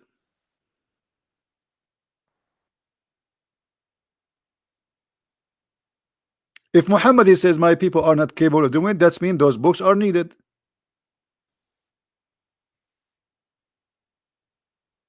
Allah was nice to Muhammad, guys. Allah was nice to Muhammad. So if Muhammad asked for 8 Quran, he will give him. It's like a, it's like a tomato. No problem. Allah was nice. Let me take a snapshot of this one. I'm going to post this. Unbelievable. You guys, you should take a snapshot of those. And if you are downloading my videos, you know what? Let us record this on the screen so people will see what we are talking about. But Allah was nice to Muhammad. But these 7 Quran were not for all mankind. It was just for a short period. Those 7 Quran were used because in heaven there is only one Quran. Not all for mankind, brother. Why? Muhammad says my people, which mean my followers. What do you mean not all mankind? Only some mankind? What is that, the zoo? Look how silly you are, going after a brother number 57, brother. We add number 2 and then we add number 3, and when we divide them and 1 to 7, brother, and then we come with the number of in the even and odd.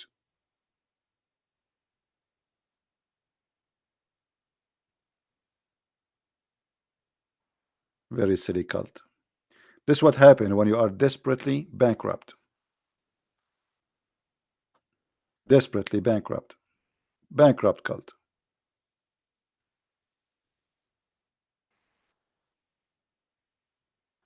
And now we don't have them. And you admitted that Abu Bakr destroyed them all. Abu Bakr is your God. Zakir Naik, don't repeat, otherwise I will ban you. Come on, I saw it once, first time, second time.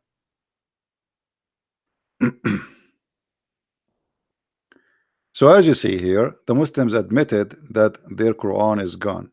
It's a disaster if you say Allah, he gave Muhammad 7 Quran and we destroy 6. And when you say to us that those are not given to all mankind, that is even making it more stupid. And where Muhammad, he says this is not all for mankind, and what do you get with this fabrication?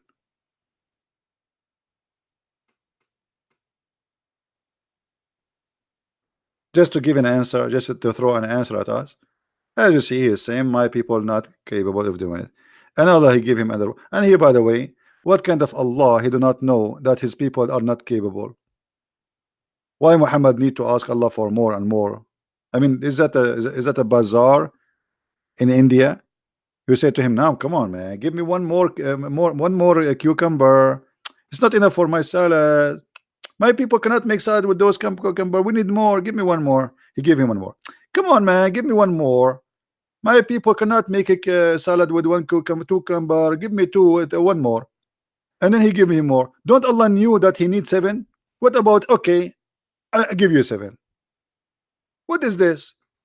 The angel come back and says, okay, Allah agreed to give you one more Quran. Oh, I ask Allah for burden because my people are not capable. What is this? I thought Allah is all knowledgeable.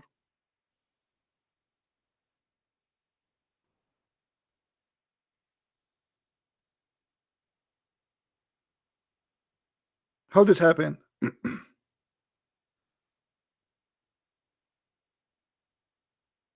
So big news about too much like noise, sorry, about the Quran is being preserved, that the Quran is stupid, and all the proof showing us that Muslims destroy their by own their hands their Quran according to them.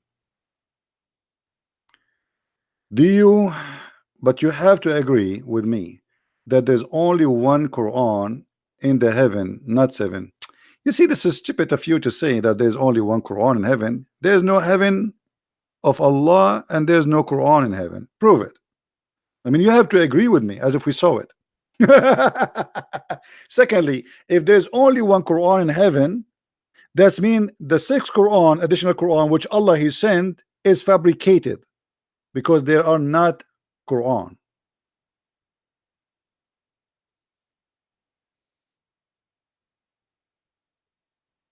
Correct, guys?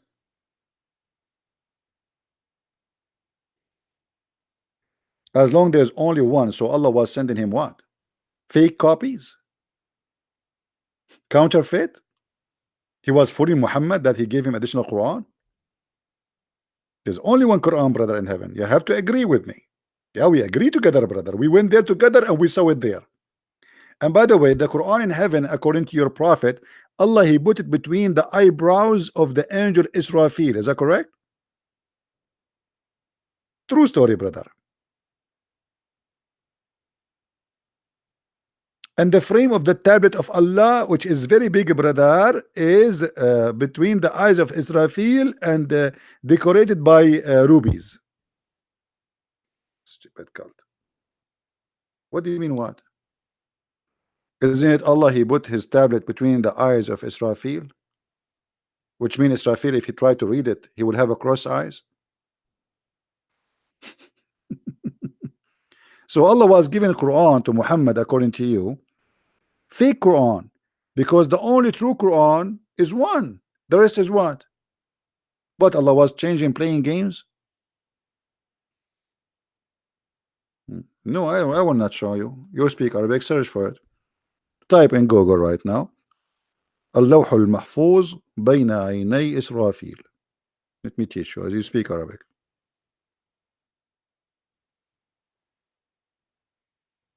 Don't play dumb.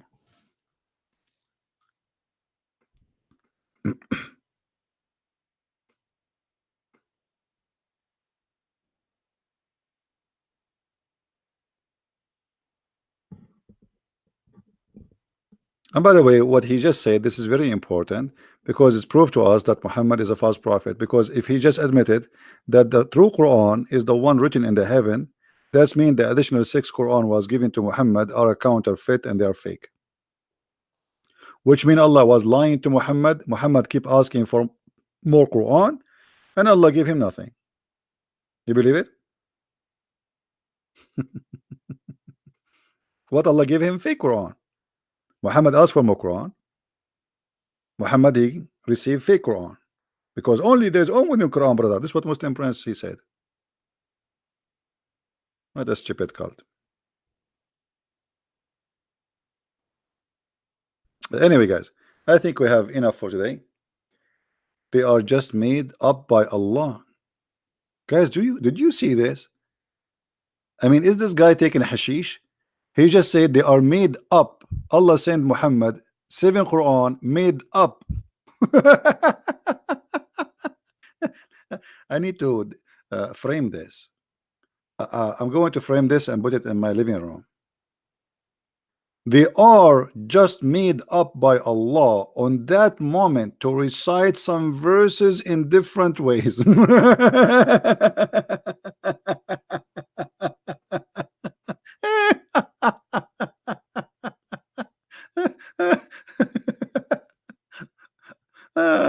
Oh boy.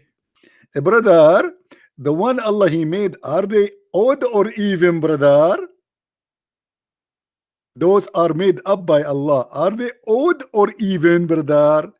If we calculate 1 plus 7 and then we say 200 plus 3, brother, are we going to have even or odd, brother?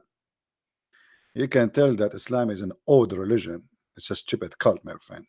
And you try desperately trying to defend, but it doesn't work. Anyway, guys, I want to say thank you for being here. And our advice today, it was about not to work in those countries.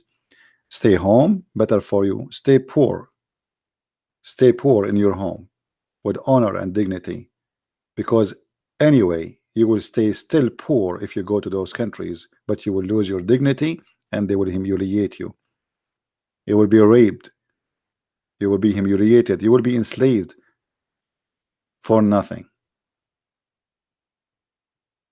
Working as a maid in the Middle East will not make you rich. And you are going to be raped. You will be tortured. You will be humiliated. And they can accuse you with anything, anytime they wish, and destroy your future. And you have kids waiting for you back home, or a family. Stay home with honor.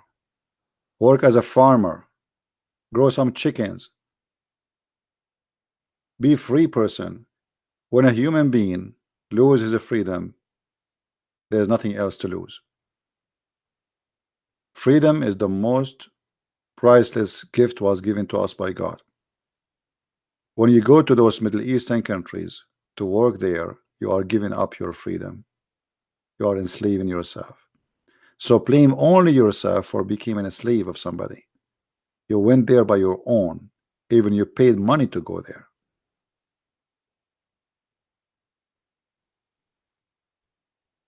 And I did my duty to share with you the truth, and the truth will set you free. So I want to say, guys, thank you very much for being here. May the Lord bless you. Feel free to download the video after we finish. We will not keep it for long, as you know. Thank you and take care. Bye-bye.